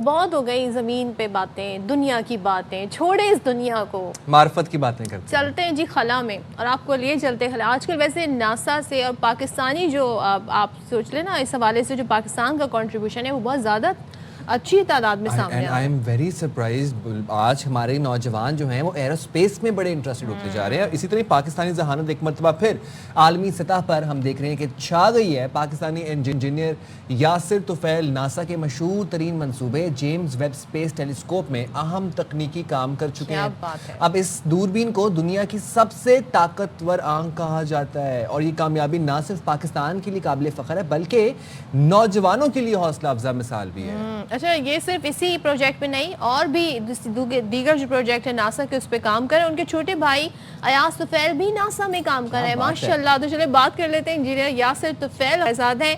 Yasir, thank you so much. बड़ी खुशी होती है हमें जब पाकिस्तानी इस तरीके से हम देखते हैं बड़े बड़े प्रोजेक्ट पे काम कर रहे हैं। आप बताइएगा आपके सफ़र कैसे शुरू हुआ और यहाँ तक कैसे पहुँचे? Well, thank you so much. First of all, thank you so much for having me. वैसे तो मेरा ताल्लुक गुजरात से एक छोटे से कस्बा है वहाँ से है, कड़ियांवाला उसका नाम है। और जो मैंने अपनी इब्तदाई तालीम थी वो मैंने वहाँ गुजरात से ही हासिल की। फिर उसके बाद मैं और मेरी फैमिली जो है वो 2001 में हम लोग यूएस शिफ्ट हो गए। और उसके बाद मैंने अपनी हाई स्कूल और यूनिवर्सिटी की जो एजुकेशन थी मैंने वहाँ से की। मैं उस वक़्त आई थिंक एटलीस्ट 16 इयर्स या 15 इयर्स का था जब मैंने यूएस में अपना हम लोग सब जो है वो शिफ्ट हुए थे वहाँ पे। तो वहाँ से भी मैंने अपनी बैचलर्स इन एस्ट्रोनॉटिकल इंजीनियरिंग और मास्टर्स जो थी वो अपनी एस्ट्रोनॉटिकल इंजीनियरिंग में की थी। अच्छा Yasir, NASA space telescope project के बारे में हमें थोड़ा बताइएगा और आपकी क्या कॉन्ट्रीब्यूशंस रही हैं इस प्रोजेक्ट के लिए। जी डेफिनेटली, जिस तरह आपने कहा कि ये दुनिया की सबसे बड़ी इस वक्त जो है वो पावरफुल टेलीस्कोप है जो इस वक्त 1.5 मिलियन माइल्स अवे हमसे दूर है। और ये सियारों, कहकशाओं और सितारों की जो तश्कील है उसका मुताला करती है। तो मैंने तकरीबन जेम्स वेब में 7 इयर्स काम किया है। और जब ये जेम्स वेब बन रही थी तो I was working as a senior instrument engineer on NIRCam. जो नियर कैम है वो इसका जो प्राइमरी इंस्ट्रूमेंट है वो जेम्स वेब का, उस पे मैंने काम किया। और उसके अलावा इसके जितने भी डिफरेंट इंस्ट्रूमेंट हैं उनकी इंटीग्रेशन और टेस्टिंग का जो काम था उस पे मैंने किया। उसके अलावा फिर I was working as a flight dynamics liaison और उसकी इंटीग्रेशन और टेस्टिंग जो स्पेसक्राफ्ट के साथ थी उस पे भी मैंने काफ़ी ज़्यादा दूसरे कंट्रीज़ के जो लोग थे उनके साथ मिलके काम किया। और जब ये लॉन्च हुई है तो उसके बाद मेरे जो मेन रिस्पॉन्सिबिलिटी थी वो इसकी कमिशनिंग की थी। So I was working as a commissioning and anomaly coordinator. और उसके अलावा I worked as a mission system engineer. So basically जब आप किसी स्पेसक्राफ्ट को या किसी को भी स्पेस में लॉन्च करते हैं तो उसकी जो सबसे पहले जो कमिशनिंग होती है मेक श्योर करते हैं कि वो इस काबिल है कि वो अपना काम कर सके। तो उसके लिए जितना भी काम होता है हम लोग उस पर काम करते हैं। और उसके बाद जब ये सब कुछ हम लोग सेटिस्फाइड हो जाते हैं तो उसके बाद हम लोग जो है फ्लाइट ऑपरेशन टीम को वो जो स्पेसक्राफ्ट है वो दे देते हैं। अच्छा, जेम्स वेब प्रोजेक्ट के अलावा आप और कौन से प्रोजेक्ट पर काम कर चुके हैं या अभी आप मज़ीद आगे जिन पर काम कर रहे हैं उनके बारे में बताइएगा। डेफिनेटली, जब मैंने फर्स्ट टाइम नासा ज्वाइन किया था I was actually in college. और मेरा जो फर्स्ट प्रोजेक्ट था वो वाइज मिशन था। उसके बाद मैंने TRM मिशन पे काम किया। जब मैं कॉलेज से ग्रेजुएट हुआ तो उसके बाद मैंने 3 साल लैंडसैट 8 मिशन पे काम किया। और उस पे I had different I worked on different roles within the Landsat 8 project. उसमें उसके बाद फिर जेम्स वेब पे काम किया। जो ही फिर जब जेम्स वेब का काम ख़त्म हुआ तो I worked as a flight dynamics lead on many earth observing mission जिसमें आक्वा, ओरा, टेरा और GPM मिशन भी था। और GPM मिशन वो एक मिशन था जिसमें स्वादेश एक इंडियन मूवी आई थी आई बिलीव। और उसमें शाहरुख खान आई थिंक उसमें उन्होंने वो एक बताया, पोर्ट्रे किया कि वो GPM पे काम कर रहा है। Actually was a real mission. So I ended up working on that mission as well. उसके बाद I worked on commercial crew program जो कि बेसिकली मैन मिशन है। उसमें I supported as a ground command and control system engineer to send astronauts to International Space Station. Right. फिर I also worked on Mars Sample Return Mission, उसका CCRS जो portion था उस पे काम किया। And फिर उसके बाद I became project manager। और recently I'm working as a project manager and deputy portfolio manager. Lovely. और यासिर, इंडीड आप बहुत से पाकिस्तानी नौजवानों के लिए एक हौसला अफजा मिसाल है। ये बताइएगा कि इस वक्त बहुत से पाकिस्तानी नौजवान ऐसे हैं जो कि नासा ज्वाइन करना चाहते हैं, प्रोजेक्ट्स में कंट्रीब्यूट करना चाहते हैं। So what's the process? First of all अगर आपको नासा में ज्वाइन करना है तो आपको you have to be US citizen. इसका ये मतलब नहीं है कि अगर आप US सिटीजन नहीं है तो आप उस पर कंट्रीब्यूट नहीं कर सकते। There many other international students भी हैं जो अपनी PhD कर रहे हैं लेकिन समहाउ उनका जो काम है it's related to NASA's work. तो अगर जो नौजवान हैं उनके पास अगर कोई ऐसी अगर वो रिसर्च करते हैं जो कि अलाइंस विद नासा's रिसर्च तो there are many opportunities for international students के वो उस प्रोजेक्ट पे आके काम भी कर सकते हैं। So for instance I am working on project call tigris जो कि इंटरनेशनल स्पेस स्टेशन पे जाएगा। उसमें काफ़ी ज़्यादा यूनिवर्सिटीज़ के स्टूडेंट्स और प्रोफेसर्स इन्वॉल्व हैं और इंटरनेशनल स्टूडेंट्स भी हैं। तो there are many other opportunities. अगर आप स्टूडेंट्स के उस चीज़ अलावा पे कोई एंकर अगर वॉलंटरली ज्वाइन करना चाहे तो उसके लिए कोई स्कोप है? ये मैंने अपने लिए सवाल पूछा है आपसे। बिलीव इट और नॉट, नासा की कम्युनिकेशन टीम भी है जिसमें काफ़ी ज़्यादा जो लोग हैं वो इस तरह का काम भी करते हैं। Then afterwards they go into different media outlets as well. Lovely. Thank you very Thank you much so Yasir much. Tufail Nice for talking to joining you. बाखबर सरा। और जनाब मैं तो जा रही हूँ खला में। मुझे भी वो दूरबीन चाहिए, मैंने सैयारा देखना है, बदला हुआ है आजकल। जाएंगे छोटी सी ब्रेक पे, हाजिर होंगे ब्रेक के बाद। से राइट with us.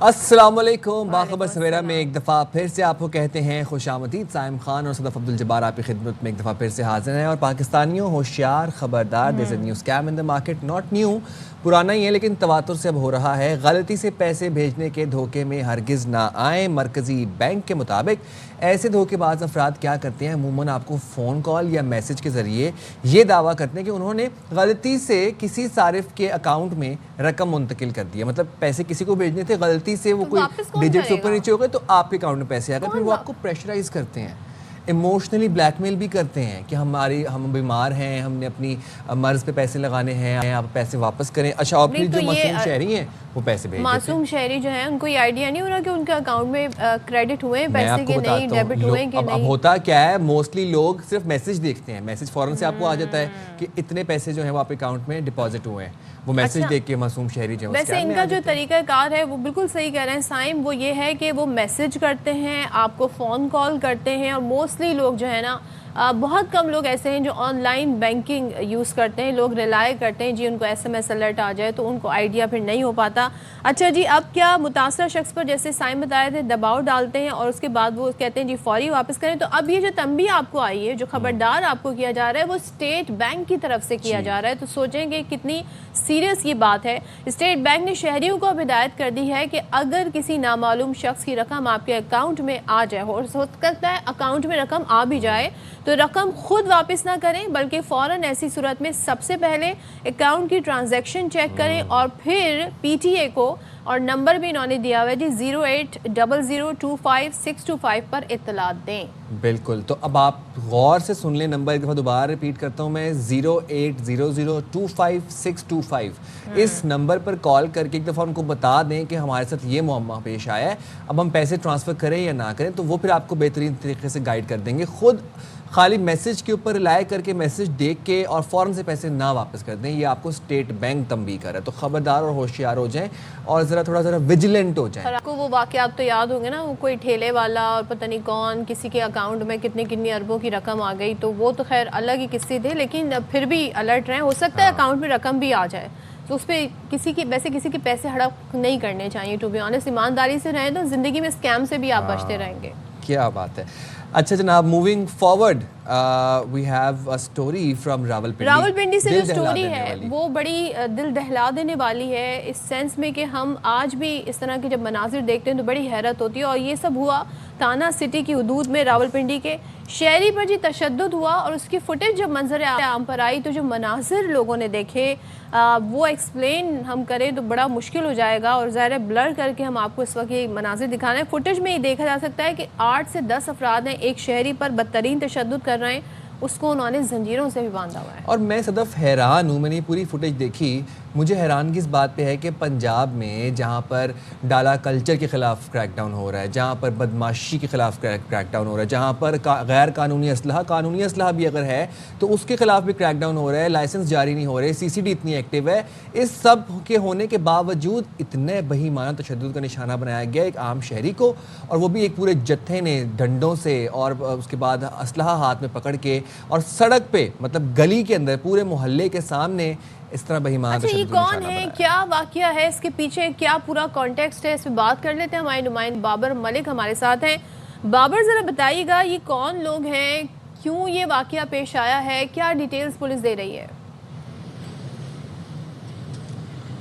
जी बहुत शुक्रिया। ये इंतहाई अफसोसनाक वाक़या थाना सिटी का इलाका है, ये ग्वाल मंडी और बड़ा कारोबारी मरकज़ है ये। बिल्कुल मैं उस इलाके में ग्वाल मंडी में मौजूद हूँ। मेरे वो इलाका है जहाँ पे उस बिल्कुल पीछे वो गली है जहाँ पे इस शहरी हारिस को घर से निकाल कर भरना करके जंजीरों से बांध कर बदतरीन वैश्याना तशद्दुद का निशाना बनाया गया और फिर खौफ व हरास फैलाया गया। जो मुल्ज़मान इस शहरी को तशद्दुद का हारिस को तशद्दुद का निशाना बना रहे थे वो साथ साथ अहले मोहल्ला को भी धमका रहे थे कि खबरदार, पुलिस को किसी ने बनाया या वीडियो बनाने की कोशिश की। ताहम तशद्दुद बनाने के बाद जब इसकी हालत गैर हुई तो इसके ख़िलाफ़ एक दरख्वास्त दी गई। पुलिस का एक मुबैना एहलकार इनके साथ सहूलतकार के तौर पर यहाँ शामिल था, थाना सिटी में दी कि इसने हमारी लड़की को छेड़ा। उस दरख्वास्त के एवज़ इन्होंने सुलहनामा करवा के इसको फारिग कर दिया और इसको तिब्बी इमदाद तक नहीं लेने दी गई। ये मामला दबा दिया इन सफाक मुल्ज़मान की जानिब से, बासर मुल्ज़मान की जानिब से। लेकिन जब ये वीडियो मंजर आम पर आई तो पुलिस के ऑफिसर्स के खुद दिल दहक गए और ये फैसला किया गया कि इसके ऊपर कार्रवाई की गई। एयरवाई न्यूज़ ने जब ये खबर नशर की तो इसके ऊपर वज़ीर आला पंजाब मरीम नवाज शरीफ का नोटिस हुआ, फिर IG पंजाब को कहा गया, RPO रावलपिंडी बाबर सरफराज हल्पा की जानिब से CPO से रिपोर्ट तलब की गई, मुल्ज़मान की गिरफ्तारी की हदायत जारी हुई। वाक़या कुछ इस तरह है कि ये हारिस नामी शहरी जहाँ इस इलाके में मुकीम है, यहाँ पे 5-6 गोदाम है जहाँ इन गोदामों में सुबह या रात के वक्त इसके मुताबिक गैर अखलाकी गैर कानूनी सरगर्मियाँ थी, बच्चे पढ़ते थे और उन्होंने इसको मना किया। और मना करने के बाद थाने की मकामी थाना सिटी में पहले उसने अप्रोच किया, लेकिन चूँकि एक एहलकार थाना सिटी का अकील नामी एहलकार के बारे में बताया कि वो इनके साथ इन गोदामों में रात को आता था, इनके साथ आता था, तो इसलिए इनके खिलाफ़ कार्रवाई नहीं हुई। ये सीधा चला गया Rawalpindi cantonment board. Rawalpindi cantonment board ने इन गोदामों के ख़िलाफ़ कार्रवाई की, इसकी दरख्वास्त पर जुर्माने हुए टैक्सीज़ के हवाले से। उसके ऊपर इनको बहुत ज़्यादा रंज था। ये जो मुसल्ला अफराद, आपको मुसल्ला शख्स एक नज़र आ रहा है जिसके हाथ में पिस्टल है, ये आनर है इस गली के 5-6 गोदामों का और इसके साथ इसके साथी जो हैं ये गाँव से मंगवाए गए जो तशद्दुद कर रहे हैं। बाकायदा तौर पर इसको घर से बुला के बाहर निकाला, इसको भरना किया गया, इसको बांधा गया, तशद्दुद का निशाना बनाया गया, बुरी तरह इंतहाई इंसानियत सोच मज़ालिम ढाए गए इसके ऊपर, फिर लोगों को भी डराया गया। एक अगर इसके ख़िलाफ़ एक्शन हो गया है, गिरफ्तारियां हो रही हैं, तो 780A की दफ़ा भी लगनी चाहिए। इनके पास असला था, इन्होंने पूरे इस एरिया में एक बात बताएं, FIR भी दर्ज हुई है इन पे, कुछ जो इनके जो मुल्ज़मान थे वो गिरफ्तार भी हुए हैं, लेकिन आप ये बताएं कि क्या इन पे एक दहशतगर्दी का मुकदमा दर्ज हुआ है? क्या उस मुकदमे में दहशतगर्दी की दफ़ात लगाई गई हैं? दिन दहाड़े खुलेआम खौफ व हरास फैलाने की, दहशत फैलाने की कोशिश की गई? जी हाँ, हमारे इस सिलसिले में पुलिस के सीनियर हुकाम से जब रब्ता हुआ तो मैंने उन्हें कहा कि ये देखें, ये तो दहशतगर्दी है, सीधी सीधी वीडियो भी बना रहे हैं, साथ उसको डरा भी रहे हैं, पूरे इलाके में खौफ और रास भी फैला रहे हैं। तो कह रहे हैं लीगल राय 780A की इस दफ़ा में शामिल की जाएगी। रात भर जो है इन इलाकों में इन मुल्ज़मान को उन वीडियो की मदद से शनाख्त की गई है। मजमूई तौर पर अब तक इसमें जो 6 अफराद हैं वीडियो में तशद्दुद करते नज़र आ रहे हैं फुटेज में, उनको गिरफ़्तार किया गया है। वो थाना सिटी की लॉकअप में है। DSP सिटी अज़हर शाह पर मुश्तमिल एक बड़ी टीम तैयार की गई जो इस मामले की तहकीकात कर रही है और इस मामले की तहकीकात के नतीजा में मुल्ज़मान की शनाख्त भी की गई है और उनकी गिरफ्तारियों का सिलसिला ताहाल अभी जारी है। अच्छा बाबा, एक चीज़ बताइएगा, 4 से एक चीज़ बताइएगा, ज़ाहिर है आपने कहा गिरफ्तारियां अभी मज़ीद भी होनी है, लेकिन यहाँ पर हम एक मंजर ये भी देख रहे हैं कि दिन दहाड़े इस तरह तशद्दुद हो रहा है और पूरी यहाँ पर लोग भी मौजूद हैं, किसी ने इंटरफेयर नहीं किया। हालांकि यही वो लोग होंगे जो बतौर ऐनी शाहिद जो है गवाही भी इनसे मांगी जाएगी, ज़ाहिर है पूरा एक प्रोसेस होता है, पर किसी ने इंटरफेयर, इनको रोकने की किसी ने कोशिश नहीं की। देखिए, बड़ी प्लानिंग के साथ ये मामला हुआ। एक तो लोगों को डराया गया। आप देखिए, तशद्दुद करने वाले अफराद के हाथ में पिस्टल उठाए हुए हैं। अब अगर किसी के हाथ में पिस्टल है तो एक आम शहरी का दिल तो दहक रहा था कि इसका हाथ रोके, लेकिन वो कैसे रोकता जब वो धमका रहे हैं और साथ में गैर अखलाकी तौर पर अल्फाज इस्तेमाल करें, लोग डरे हुए हैं। आप यकीन करें कि मैं इस इलाके में जब इस गली में गया हूँ तो वहाँ पे लोग अभी भी डरे हुए हैं, सहमे हुए हैं। इन लोगों ने दहशत फैलाई हुई थी। ये कोई कच्चे का इलाका नहीं है, दूर अफ्तादा इलाका नहीं है। वफाकी दारुल हुकूमत इस्लामाबाद का जुड़वा शहर और ग्वाल मंडी एक पोश एरिया, एक बड़ा इलाका है, थाना सिटी का एरिया है, शहर के बीचों बीच में। मतलब इससे बिल्कुल सामने तरफ मरी रोड है, लियाकत बाग है, दूसरी तरफ सदर है, रावलपिंडी कंटोनमेंट बोर्ड का ये एरिया है। ऐसा बिल्कुल नहीं होना चाहिए था, लेकिन जब ये फुटेज मंजर आम पर आई तो RPO और CPO रावलपिंडी का ये मुकफ आया है कि ऐसी तशद्दुद और ऐसे मामलात को हरगिज़ बर्दाश्त नहीं किया जाएगा।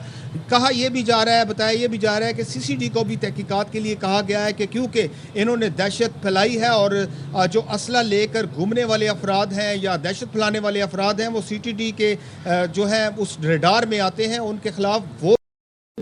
लेकिन अफसोस का मकाम यह है कि अगर ये वाक़या हो गया तो मकामी पुलिस ने इसकी छानबीन करने की बजाय जो एक दरख्वास्त आई थी कि इसके खिलाफ ये हमने इसको मार दिया, अब इसको डरा धमका के इसको थाने से ही फारग करवा के सुलहनामा, उसकी तहकीकात होनी चाहिए। उसकी तहकीकात होगी तो पर्दा नशीनों के मज़ीद नाम आएंगे सामने, क्योंकि पुष्ट पनाही हुई है तो ये मामला हुआ है। इतनी ज़्यादा दीदा दलेरी है कि पुलिस, मकामी लोग इसलिए डर रहे हैं कि इन लोगों के पुलिस में भी, पुलिस में मौजूद, सारी पुलिस को बिल्कुल नहीं कहते, एफिशिएंट पुलिस ऑफिसर हैं सारे हैं, लेकिन कुछ काली भेड़ें हर शोबे में होती हैं और उन काली भेड़ों ने इनकी सहूलतकारी की वजह से ये दीदा दलेर हुए। फिर मार पीट का ये वाक़या जो है होने के बाद भी वो घूमते रहे, डराते रहे, धमकाते रहे, लेकिन जब ये फुटेज मंजरे आम पर आई दिल दहलाने वाली, तो फिर पुलिस ऑफिसर्स, हुकूमत पंजाब मुतहरिक हुई और इनकी गिरफ्तारी के अहकाम जारी हुए। DSP सिटी अजहर शाह और SHO जो यहाँ के सिटी के हैं वो रात भर पुलिस, क्योंकि अहकाम जारी हो गए थे कि मुल्ज़मान को किसी सूरत छोड़े नहीं, इनको गिरफ्तार करें। गिरफ्तारियां हो रही हैं, लेकिन इस वाक़े की तहकीकात कार्रवाई करनी चाहिए इनके खिलाफ। बहुत शुक्रिया बाबर मलिक, आप हमें अपडेट कर रहे थे अंतर वाक़े के ऊपर। और आप ये देखें, ये कोई इंसानी, मैं नहीं कहूँगा कि कोई इंसान ऐसा काम कर सकता है। इतनी दरिंदगी कि उस गली में रिहायशी हैं, वहाँ पर बच्चे भी देख रहे होंगे और बरहना करके इतना तशद्दुद का निशाना बनाया। सख्त कार्रवाई की जानी चाहिए। अब देखते हैं जी, इसमें मजीद फॉलोअप हम रखेंगे, क्या इस पर सूरत हाल डेवलप होती है। अच्छा जी, आ जाते हैं जी कराची के मसाइल एक बार फिर डिस्कस करते हैं। और यहाँ पर ट्रैफिक का बड़ा मसला है, लेकिन अब एक डिसीजन लिया गया है। वो डिसीजन ये है कि ट्रैफिक पुलिस कहती है जी कराची में हैवी ट्रैफिक की नकलो हरकत पर 2 माह के लिए पाबंदी लगा दी गई है और सिर्फ 3 मखसूस जो रास्ते हैं वो हैवी ट्रैफिक के लिए दस्तयाब होंगे। और कमिश्नर कराची इस हवाले से बताते हैं कि उनकी हिदायत पर जी शहर में हैवी ट्रैफिक की नकलो हरकत पर दफ़ा 144 के तहत 18 अक्टूबर से लेके ये 17 दिसंबर तक मुकम्मल पाबंदी है। और 3 मखसूस रास्ते हैं जो हैवी ट्रैफिक के लिए दस्तयाब होंगे। और लेकिन ऐसे डंपर्स जिनमें ट्रैकर्स नस्ब हैं और उनका कंट्रोल ट्रैफिक पुलिस के पास है, उन्हीं गाड़ियों को इन तीनों रास्तों यानी इन तीनों मखसूस रास्तों पर चलने की इजाज़त होगी। अच्छा, इनमें कौन से रास्ते हैं जी? सुपर हाईवे से new Karachi industrial area, national highway से जाम सादिकाबाद पुल और नॉर्दर्न बाईपास से कराची पोर्ट तक के रास्ते हैं जिस पर हैवी ट्रैफिक की इजाज़त होगी। अच्छा, जब हम बात करते हैं कि आप नीम हकीमों के पास ना जाएं, आप अताई डॉक्टरों के पास ना जाएं, उसके अलावा फिर आप ऐसी जगहों से जाके अपनी ये कटिंग शटिंग ना करवाएं जो कि जहाँ पे हाइजीन के अब तक सूरत हाल ख्याल नहीं रखा जाता, तो वो किसी मकसद, उसका मकसद ये होता है कि आप लोग ऐसी अमराज से बच सकें जो सैडली अनफॉर्चुनेटली इनका कोई क्योर नहीं है। नवाबशाह में HIV के मर्ज में तेज़ी से इजाफा होने का इंकशाफ हुआ है। जुलाई से अब तक आप ये देखें कि 100 से ज़ायद HIV केसेस रिपोर्ट हुए हैं और इसमें तशवीशनाक बात यह है कि इन केसेस में ज़्यादातर बच्चे शामिल हैं। अब वजारत सेहत सिंध के मुताबिक HIV में इजाफे की सबसे बड़ी वजह गैर कानूनी ब्लड बैंक्स और अताई डॉक्टर हैं, जहां स्क्रीनिंग के बगैर खून का अतिया मरीजों को लगाया जाता है। यानी कि वही बात जो आप शुरू में कह रहे थे, ये जो नीम हकीम होते हैं, जो अताई डॉक्टर होते हैं, इनकी वजह से जी बहुत सारे ऐसे केसेस हो जाते हैं। और गैर कानूनी ब्लड बैंक मतलब क्यों, या आप सोचें इन पर क्यों नहीं पाबंदी लगाई जाती या इनकी क्यों नहीं इनके खिलाफ कार्रवाई हो जाती? जो स्क्रीनिंग के बगैर खून का अतिया जो है मरीजों को लगाया जाता है, उनको डोनेट किया जाता है। अब इस सूरत हाल का नोटिस लिया गया है। रिजवान थेबो से हम इस पर मज़ीद बात कर लेते हैं कि क्या किया जा रहा है। बताइएगा रिजवान थेबो। और नवाबशाह में अचानक एक तो केसेस में इजाफा, उसके बाद फैसला तो जो बाद में किया जाएगा, ये इसकी मेन वजूहात यही है जो अभी साइम और मैं डिस्कस कर रहे थे। जी बिल्कुल, ज़िला शहीद बेनज़ीर में बच्चों में HIV एड्स के मरीजों में तेज़ी से इजाफा हो रहा है। 3 माह के दौरान 100 से ज़ायद केसेस रिपोर्ट हुए हैं। आपको मैं बताता चलूँ कि इस सिलसिले में सूबाई वज़ीर सेहत डॉक्टर अज़रा फजल पेशो ने बढ़ते हुए मर्ज पर नोटिस लिया है। सूबाई वज़ीर सेहत के नोटिस के बाद ज़िले इंतज़ामिया जो है वो जाग उठी है और हरकत में आई है, जिस पर डिप्टी कमिश्नर शहीद बेनज़ीर आबाद अब्दुल समद निज़ामानी की सदारत में इजलास हुआ है। इजलास के में एड्स के मर्ज की रोकथाम के लिए इकदाम किए जा रहे हैं। इजलास में मुख्तलिफ महकमों की टीमें तश्कील दी गई हैं। इस सिलसिले में मेरी बात मुख्तलिफ महकमों के अफसरान से हुई है। DSO मुदस्सर अली का कहना है कि बढ़ती हुई वजह जो है वो गैर कानूनी ब्लड बैंक, कताई डॉक्टर्स हैं, जहाँ बगैर स्कैनिंग के मरीजों को खून अतिया लगाया जाता है। जबकि हेल्थ कमिश्नर के फोकल पर्सन डॉक्टर मकसूद सुमरो और रियाज शाह का कहना है कि सूबाई वज़ीर सेहत के नोटिस के बाद हमने जिले भर में अतई डॉक्टरों, गैर रजिस्टर्ड लेबॉर्टरियों और मेडिकल सेंटर्स के खिलाफ जिन मरीजों, जिन बच्चों के HIV टेस्ट पॉजिटिव आए हैं, उनके लिए क्या इकदाम किए जा रहे हैं? उनके लिए जो है वो अद्वियात और उनको जो है ट्रीटमेंट दिया जा रहा है। और मैं आपको बताता चलूं, कार्रवाई के दौरान 10 अताई डॉक्टरों के खिलाफ मुकदमा दर्ज किए गए हैं। गैर कानूनी 6 लेबॉर्टरियां और 134 क्लिनिक्स सील किए गए हैं। मैं आपको बताता चलूं कि यहाँ पर अक्सर ऐसे ही होता है कि सील तो किया जाता है, इकदाम भी किए जाते हैं, लेकिन फिर कुछ अर्से बाद यही क्लिनिक्स, यही जो है लेबॉर्टरियां खुल जाती हैं। अनफॉर्चुनेटली प्रैक्टिस जारी रहती है। Thank you so much Rizwan थे वो। अब देखते हैं जी इस बार कितना सीरियस एक्शन लिया जाता है। चलें जी, अब मज़ीद हम बात करते हैं, ज़रा सियासी मंजरनामे में देखते हैं। पिछले दिनों अब हमें लगा था कि जी इतनी बड़े लेवल पर मीटिंग्स हो गई, बात हो गई, बिलावल साहब वज़ीर आज़म से मिल लिए, सदर साहब से मुलाकात हो गई, नायब वज़ीर आज़म की और स्पीकर कौमी असम्बली की, यानी कि पीपल्स पार्टी और नून लीग में अब कोई मसला नहीं होगा। लेकिन अब ये जो सिलसिला है ये रुक नहीं रहा। अब पीपल्स पार्टी, मुस्लिम लीग नून की आला क़यादत में मामला तय हो जाने के बावजूद भी ख़दशात, ये बयानात ये नहीं रुक रहे हैं। पीपल्स पार्टी के रहनुमा हैं, पंजाब से इनका ताल्लुक़ है, हसन मुर्तज़ा साहब, उन्होंने जी एक तरीके से नया महाज खोल दिया। कहते हैं बदतमीज़ियाँ शायद नून लीगी रहनुमाओं के लाशऊर में हैं, वो कर लेते हैं। माफिया तुसी उडी पर मियाँ साहब ने मांगी, एहतसाब रहमान ने मांगी, हमने तो माफ़ कर दी। पीपल्स पार्टी इंतकाम नहीं लेती, चीज़ें बेहतर करने के लिए मोहलत देती है। इस मोहलत से वैसे उनकी क्या मुराद है, ज़रा वो सुन लेते हैं। ज़रूरत है सिर्फ थोड़ी सी लफ्ज़ों के चुनाव की, वो बेहतर कर लें। तो मेरा नहीं ख्याल कि ये लड़ाई झगड़ा और ये सियासतदान जो तमाशा बनते हैं वो तमाशा नहीं बनेंगे। ये तो बड़ी छोटी चीज़ है, उनकी बदतमीज़ी शायद उनके लाशऊर में मौजूद है, वो कर भी लेते हैं, हमें इतना वो फील भी नहीं होता। माफ़ियाँ तो हमने COD पे जो मियाँ साहब ने मांगी, जो वो एहतसाब रहमान ने मांगी, हमने तो वो माफ़ कर दी। पीपल्स पार्टी जो है वो इंतकाम नहीं लेती। पीपल्स पार्टी जो है वो चीज़ों को बेहतर करने के लिए मोहलत भी देती है। अच्छा, वो जो पंजाब में गैर जमाती बल्दियाती इंतखाबात कराने का फ़ैसला किया है, तो वो उसके ऊपर भी भड़क रहे थे हसन मुर्तज़ा साहब। वो कहते हैं प्री पोल धांधली छांगा मांगा की सियासत ज़िंदा करने की कोशिश है। खैर, फिर वज़ीर इत्तलात पंजाब अज़मा बुखारी ने सवाल ये पूछा हसन मुर्तज़ा साहब से कि अपनी क़यादत के ख़िलाफ़ साजिश कर रहे हैं, पीपल्स पार्टी हसन मुर्तज़ा के बयान को ख़ुद देखेगी या हम जवाब दें? अच्छा, ये उन्होंने सवाल ही डायरेक्ट कर दिया है पीपल्स पार्टी। चले तो हम ये सवाल आगे रख लेते हैं, हम पूछ लेते हैं। सेनेटर अफनान साहब हमारे साथ मौजूद हैं, ज़ाहिर है वो नून लीग का मौक़िफ़ देंगे, पीपल्स पार्टी का मौक़िफ़ तो पीपल्स पार्टी के देंगे। अच्छा जी, अफनान साहब थैंक यू सो मच। मैं शुरू में भी ये बात कर रही थी कि आला क़यादत की बैठक हो गई, मीटिंग हो गई, मेक श्योर कर लिया कि जी अब इस तरह से बयानात नहीं आएंगे, तलखी को कम किया जाएगा, मगर हम देख रहे हैं इसके बावजूद बयानात का सिलसिला नहीं रुक रहा, तहफ़्फ़ुज़ात नहीं रुक रहे, बिलखुसूस जो पीपल्स पार्टी पंजाब चैप्टर है।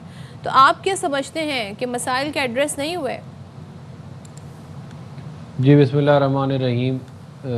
देखें, पाकिस्तान पीपल्स पार्टी और पाकिस्तान मुस्लिम लीग नून दो अलहदा जमातें हैं जिनकी मुख्तलिफ आइडियोलॉजी है, मुख्तलिफ उनका बैकग्राउंड है।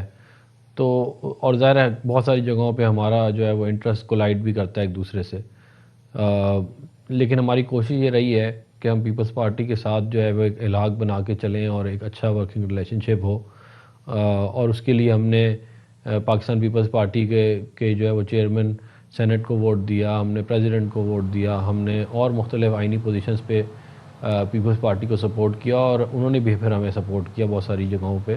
तो हम ये समझते हैं कि ये एक अच्छी पार्टनरशिप है और ये मुल्क में इसकी वजह से स्टेबिलिटी आती है और इस पार्टनरशिप को आगे चलना चाहिए। अगर कोई बीच में मसाइल आ भी गए हैं तो वो हमें यकीन है कि वो आने वाले वक्त में हम उसको बेहतर तरीके से रिज़ॉल्व कर लेंगे। अच्छा, अफनान, ये भी बताइएगा कि हसन मुर्जा साहब ये भी कहा कि पीपल्स पार्टी सब्र से काम ना लेती तो सिस्टम डीरेल हो जाता।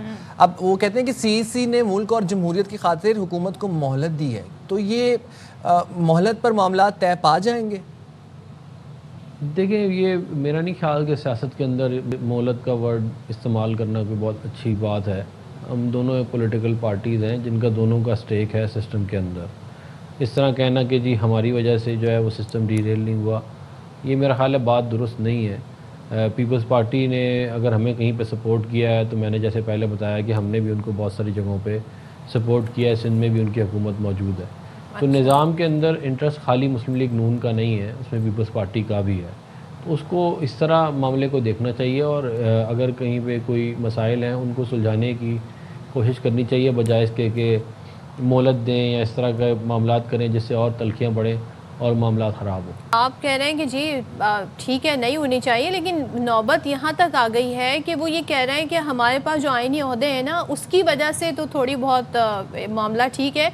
अगर हम आईनी ओहदों पे ना बैठे होते, यानी कि सदारत है उनके पास, चेयरमैन सेनेट है उनके, तो फिर तो यहाँ पर भी ये छोटी छोटी हरकतें की जाती, ये छोटे लोग हैं, छोटी हरकतें की जाती हैं। देखिए, मैं ये उनकी इस बात की मजम्मत करता हूँ, उनको ये अल्फाज मेरा नहीं ख्याल इस्तेमाल करने चाहिए थे, क्योंकि अगर मैं अब इसके जवाब में जिन पोजीशन पे इनके लोग बैठे हैं अगर मैं उनको कोई बारे में कहूँ तो वो भी फिर कोई बहुत अच्छा नहीं होगा।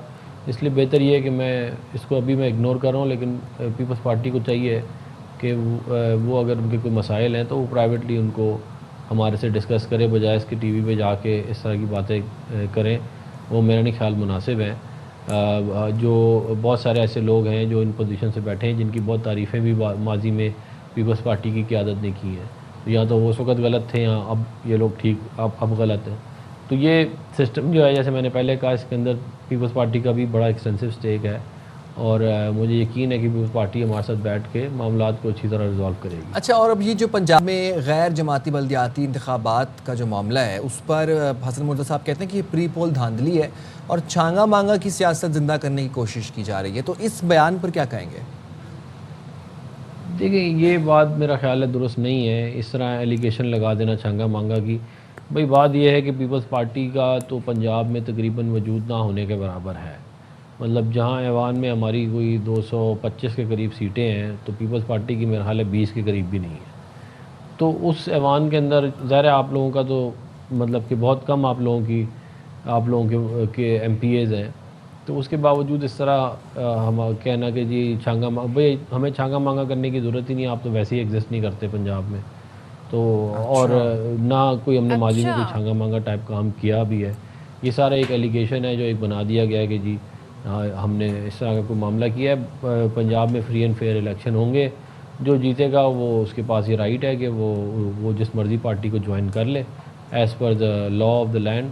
और ये खाली जो लोकल बॉडीज़ का जो इलेक्शन होता है या उसका जो लॉ होता है वो हर दफ़ा जो प्रोविंशियल गवर्नमेंट है अपनी मुताबिक लेके आती है। ये कोई पहली दफ़ा दुनिया की तारीख में नहीं हो रहा कि मुस्लिम लीग नून पहली दफ़ा ला रही है। ये काम पीपल्स पार्टी ने भी किया है, PTI ने भी किया है और दीगर जमातें भी करती रही हैं। तो इसको उसी तनाजुर में देखना चाहिए। मेरा ख्याल है कि उन्हें इलेक्शन की तैयारी के ऊपर ज़्यादा फोकस करना चाहिए बजाय इसके ऐसे एलिगेशन लगाने पर। Thank you so much senator Afnanullah हमारे साथ थे। भाई मुझे तो नहीं लग रहा कि मामला कोई जल्दी हल होगा जिस तरह के स्टेटमेंट्स आ रहे हैं। लेट्स सी कि कहाँ पर अनफोल्ड होता है, ऊँट किस करवट बैठते हैं। जनाब छोटी सी ब्रेक पे जाते हैं, हाजिर हम ब्रेक ले रहे हैं, ब्रेक के बाद आप लेने लें, हम ले रहे हैं ब्रेक।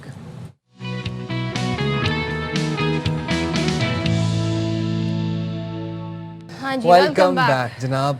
अच्छा, आजकल एक बहुत बड़ा सवाल है हर नौजवान लड़के लड़की के जहन में, रंग कैसे गोरा किया जाए। पता नहीं why we are so obsessed with white washed colour. ये जब से अंग्रेज आके गए ना तो ये कॉलोनियल माइंडसेट से ना बाहर नहीं निकल पा आजकल के नहीं, ये तब से जी हमारे जहनों में बैठ गया है जी खूबसूरती का मेयार गोरा रंग है, जबकि ऐसा नहीं तो है। आपको गाने भी तो ऐसे सुनाए गए बढ़ते हुए, गोरे रंग दा जमाना गोरी फिर भाई वो तो बाद गोरा में गोरा गोरे रंग के साथ ऑब्सेशन जो है वो क्रेजी होती जा रही है। उस गाने के बाद ना उसका दूसरा वर्जन भी आ गया था, तो लोगों ने उस वक्त भी क्रिटिसाइज किया था। तो इन चीज़ों को हमेशा से जी क्रिटिसाइज किया जाता है। अच्छा जी, अब यहाँ पर हम जो चीज़ डिस्कस करने जा रहे हैं वो हालिया एक खबर आई, बड़ी वो परेशान कुन खबर थी। वो ये थी कि जनाब जो गोरा करने वाली जो क्रीमें अक्सर इनके एड्स आप देखते हैं ना क्रीम्स के कि रंग गोरा कर देंगी, स्किन वाइटनिंग वाइटनिंग क्रीम्स जिन्हें कहा जाता है, तो जी लोग इसे बड़ा कैजुअली इस्तेमाल करते हैं। और एक क्रीम तो ऐसी भी होती है जिसमें मुख्तलिफ क्रीम्स को मिलाकर जी कोई एक कॉम्बिनेशन बनाया जाता है। अच्छा, आजकल इंजेक्शन भी हैं रंग गोरा करने के, लेकिन इससे आपको आइडिया है कि आपको कितने ख़तरनाक अमराज हो सकते हैं? क्योंकि कुछ ही दिनों पहले जी कंपटीशन कमीशन ऑफ पाकिस्तान ने गैर मियारी स्किन वाइटनिंग क्रीम्स के खिलाफ क्रैकडाउन किया और उन क्रीमों में जो मरकज़ी ख़तरनाक इंग्रेडिएंट जो पाया गया है वो है जी मरकरी का। And mercury is cancerous, just by the way. Mercury is cancerous और मरकरी बहुत कुछ आपकी स्किन के लिए और ख़तरनाक साबित हो सकते हैं। कॉस्मेटिक्स में भी इस्तेमाल होता है। अफसोस की बात यह है कि ये क्रीम्स बहुत एक्सेसिबल हैं, आम हर गली मोहल्ले में आपको स्टोर से मिल जाती हैं। और दूसरी बात ये है कि ये अब ऑनलाइन मिलना शुरू हो गई हैं। जिन क्रीमों का आप जिक्र कर रहे थे कि जिनमें वो विटामिन के कैप्सूल डाल के लेफ्ट राइट 7-8 क्रीमें मिक्स करके वो अब ऑनलाइन मिल रही हैं। और वो क्या है जनाब, एक हफ्ते के अंदर आपके हाथ भी गोरे, आपका रंगत साफ हो गई और ये हो गया वो हो गया। हमारे साथ माहिर अमराज जिल डॉक्टर काशिफ अहमद इस वक्त स्टूडियो में मौजूद हैं, उनसे जान लेते हैं कि ये मरकरी क्या है। मरकरी है क्या? डॉक्टर साहब, वाइटनिंग क्रीम इस्तेमाल करने का ट्रेंड बहुत आम होता जा रहा है, बढ़ता जा रहा है, इसमें मरकरी होती है। Mercury is a very toxic chemical और ये बेइंतहा ख़तरनाक है स्किन के लिए भी। और आपको पता है ये एब्जॉर्ब हो जाता है आपके ब्लड में। तो जो प्रेग्नेंट लेडीज़ हमारी जो होती हैं, जो कि कहती हैं हम दवाई नहीं खा सकते तो वाइटनिंग क्रीम लगा लें, तो वो बच्चे के लिए भी मुज़िर है। और ये ब्रेस्ट मिल्क में भी जाता है। अगर माएँ लैक्टेटिंग मदर्स हैं तो ब्रेस्ट मिल्क में जाता है, बच्चे के डेवलपमेंटल इफ़ेक्ट्स आ सकते हैं, कैंसरस होता है। इसके सबसे बुरी चीज़ होती है न्यूरोलॉजिकल प्रॉब्लम्स भी आते हैं, याददाश्त खराब हो रही होती है लोगों की, इरिटेबिलिटी हो रही होती है। लोग समझते हैं सिर्फ क्रीम लगा ली हमने मर्क्यूरी की गोरे हो जाएंगे। लोग समझ रहे हैं इसका ज़्यादा से ज़्यादा नुकसान आपकी स्किन को जी नहीं, ये आपकी पूरी ब्लड में आपका जो मर्क्यूरी है वो एब्जॉर्ब हो जाता है, नर्वस सिस्टम को। जी नर्वस सिस्टम को ख़राब करता है, मेमोरी ख़राब होती है, इरिटेबिलिटी होती है, ट्रेमर्स हो सकते हैं, हाथ पैर सुन हो सकते हैं आपके। एक हफ्ते के बाद वही कॉम्प्लेक्शन डार्क हो जाता है। exactly. और डार्क के साथ साथ दाने भी निकल आते हैं, इसको हम पेरी ओरल डर्मेटाइटिस कहते हैं। रैश हो जाते हैं, रैशेज हो जाते हैं, आपकी स्किन पतली हो जाती है, आपकी वेन्स तक दिखने लगती हैं। अब वो ठीक नहीं हो सकती है। अब जिनको आदत हो जाती है इन क्रीम्स की, जो आपने बताई, एक वो आर्ची क्रीम के नाम से आ रही है, उसमें 5-6 उन्होंने क्लोबीटासोल, प्रोपाइनेट, बीटा मेथेसोन, ब्लीच क्रीम और वाइटनिंग क्रीम मिक्स करके वो बना दी है उन्होंने, और वो शायद 500 की मिलती है। बहुत ही कम, जी बहुत मिनिमल कॉस्ट है और वो पूरा महीना चल जाती है। लेकिन प्रॉब्लम ये कि जब आप लगाएंगे वो जगह लाइट हो जाएगी, क्योंकि स्टीरॉयड का साइड इफेक्ट है कि आपकी स्किन को हाइपोपिगमेंटेड करती है, और जो मर्क्यूरी का भी यही है। लेकिन ये होगा कि वक्ती तौर पे वो आपको अच्छा लगेगा, आपको लगेगा कि ठीक है यू फील गुड, लेकिन जैसे ही आपने छोड़ी या डिसकंटिन्यू या कम कर दी, एकदम से आपकी स्किन और डार्क हो जाएगी। और आप सनलाइट से कांटेक्ट में आए तो आपकी और फोटो सेंसिटिविटी, मैं ऐसे कहता हूँ इससे अच्छा आप सन ब्लॉक यूज़ करें, नाइट क्रीम्स यूज़ करें, हमारे पास आइए, हम आपको बताएंगे। मैं तो पूरे एक पेशेंट को बता दूँ कि विटामिन सी है इसके अंदर, हाइड्रोक्विनोन इतना % है, ताकि उनका हक है कि वो देखें कि वो जो भी यूज़ कर रहे हैं। मैं स्पेशली बॉयज़ के लिए कहूँगा, लड़कियों के लिए कहूँगा जो पार्लर्स जाती हैं, आप जो वाइटनिंग फेशियल कराते हैं, हम ज़रूर पूछा करें इसमें क्या क्या है। वाइटनिंग फेशियल्स के अंदर अगर उन्होंने मर्क्यूरी, क्लोबीटासोल, प्रोपाइनेट या बीटा मेथेसोन ऐड किया हुआ, बिल्कुल मना कर दी कि मैं नहीं लगाऊंगा फेस के ऊपर, क्योंकि फेस के ऊपर वक्ती तौर पे आपको वाइट या बेहतर कर देगी, लेकिन जैसे ही आप लेके आप रोज़ तो नहीं लगा सकते ना वो क्रीम, या रोज़ तो फेशियल नहीं ले सकते। क्या नाम लिया था? क्लोबीटासोल प्रोपाइनेट, ये एक स्टीरॉइड होता है जो कि एक्जिमा के लिए होता है, वो भी बॉडी के, ये फंगस पे भी लोग लगा देते हैं और ये फेस के लिए तो है ही नहीं। बीटा मेथेसोन ये भी एक स्टीरॉइड है, और मर्क्यूरी तो हमें पता ही है कि कितनी खतरनाक चीज़ है। और ये जो ग्लूटाथायोन के इंजेक्शंस लगवा रहे हैं, अच्छा ग्लूटाथायोन के इंजेक्शंस कदरे बेहतर हैं, ठीक है, मैं ओरल मेडिकेशन भी देता हूँ, मैं भी लगाता हूँ इंजेक्शंस, लेकिन इसके अंदर मैं आपके कुछ टेस्ट कराता हूँ। मैं पेशेंट का CPESR, जिसमें आपका हीमोग्लोबिन, और LFT liver function test. Actually glutathione is antioxidant, ये एक कैंसर को बचाने के लिए बैंकॉक में यूज़ किया गया था, और इसका साइड इफेक्ट था कि आपकी स्किन लाइट होना शुरू हो जाती है। तो इसका ये नुकसान नहीं है कि आपको कोई मुज़िर चीज़ है ये, लेकिन येस आपको प्रेग्नेंट लेडीज़ या नर्सिंग मदर्स को हम नहीं देते, लेकिन येस इसके इंजेक्शंस आते हैं, लेकिन ऑफ कोर्स मैं उससे ब्लड टेस्ट करा के फिर देता हूँ। लेकिन अगेन ये बात बता दूँ कि इसके अंदर रिजल्ट सबके वेरिएबल हैं, कुछ लोगों को बहुत आते हैं अच्छे रिजल्ट, कुछ लाइट आते हैं, कुछ को बिल्कुल नहीं आते। साइड इफेक्ट थोड़ा सा हो सकता है, बिल्कुल आप सही कह रहे हैं, लेकिन जिसमें मर्क्यूरी होती है या क्लोबीटासोल या उसके अंदर बीटा, उससे लाख गुना बेहतर है ये। भाई आजकल तो आप देखें IV ड्रिप्स, जी वो तो एक ट्रेंड बन गया है, लेकिन विटामिन सी उसमें ऐड कर देते हैं। लेकिन तो आपको कितना विटामिन सी चाहिए, कितना विटामिन डी की आपको जरूरत है? मैं आपको बिल्कुल आप सही कह रही हैं, ब्लड टेस्ट उसकी भी ज़रूरी है। विटामिन सी बढ़ जाए या विटामिन डी बढ़ जाए वो भी आपके लिए मुज़िर है। तो हमें हमारी बॉडी जो अल्लाह ने बनाई है वो हर चीज़ को एक म्याना रवि वाली बात है ना, you have to keep in balance. अब ये क्रीम्स क्या करती हैं, वक्ती तौर पे आपको बेहतर कर देंगी, लेकिन आपकी स्किन इतनी ख़राब हो जाएगी। और सबसे बुरी चीज़ ये होती है आपकी स्किन पतली हो जाएगी, पतली होकर आपकी जो वेन्स होती है ना वो दिखने लगती हैं। तो डॉक्टर साहब फिर देखिए बात पे वहीं पे आ गई कि what is this obsession with white wash. देखिए ये हमेशा से रहा है, ये हमेशा से रहा है। हेल्दी होनी चाहिए। अफसोस की बात ये मैं बिल्कुल ये मैं बहुत सारे शोज किए वाइटनिंग के ऊपर, मैं कहता हूँ ये बोलें कि स्किन आपकी दिलकश हो, क्लियर हो, बिल्कुल क्लियर हो, साफ सुथरी हो। आपको पता है सुपर मॉडल जो है वो डार्क है, पर क्या अट्रैक्शन है, क्या खूबसूरती है उसके अंदर।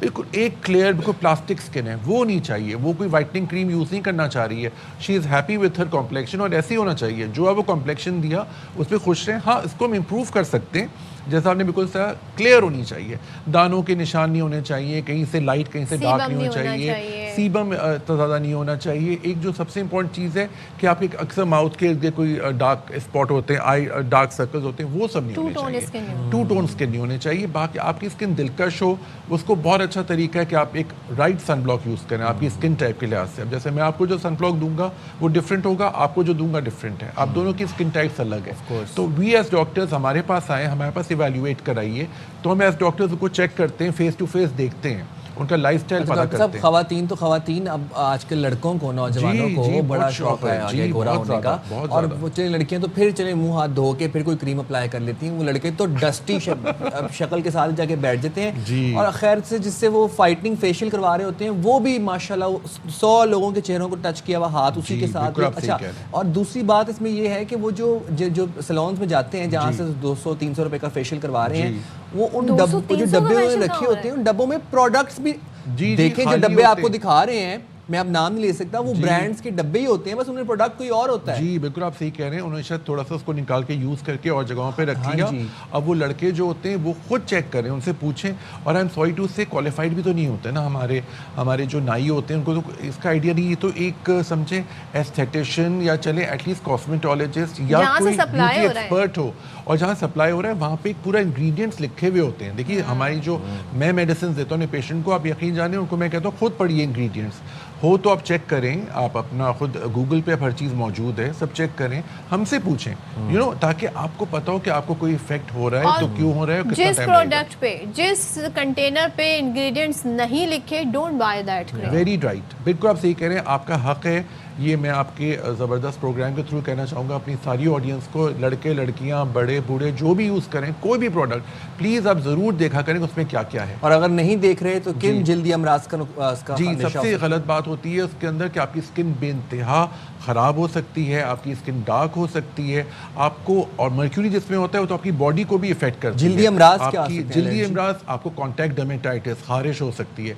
फोटो सेंसिटिविटी, धूप में निकलेंगे लाल हो जाएगा चेहरा, रैशेज हो जाएंगे, फंगल इन्फेक्शन हो सकता है। अच्छा चूंकि स्किन पतली हो जाती है ना तो आपको इन्फेक्शन होने का खतरा ज़्यादा होता है, चेहरे पे आपके दाने निकल सकते हैं, बॉइल्स हो सकते हैं, आपके बालों में प्रॉब्लम आ सकती है, और न्यूरोलॉजिकल प्रॉब्लम्स आ सकती है, मेमोरी लॉस होगा, चिड़चिड़ाहट होगी, ट्रेमर्स होंगे, हाथ पैर सुन रहेंगे।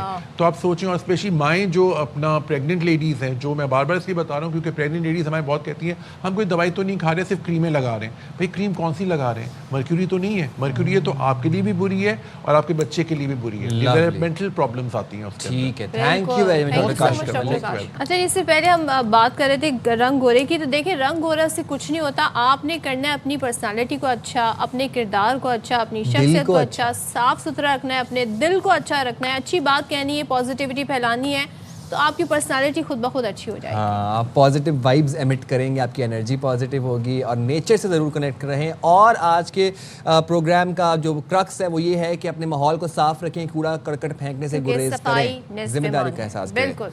चलें, इसी के साथ इजाज़त, अल्लाह हाफिज़, पाकिस्तान जिंदाबाद।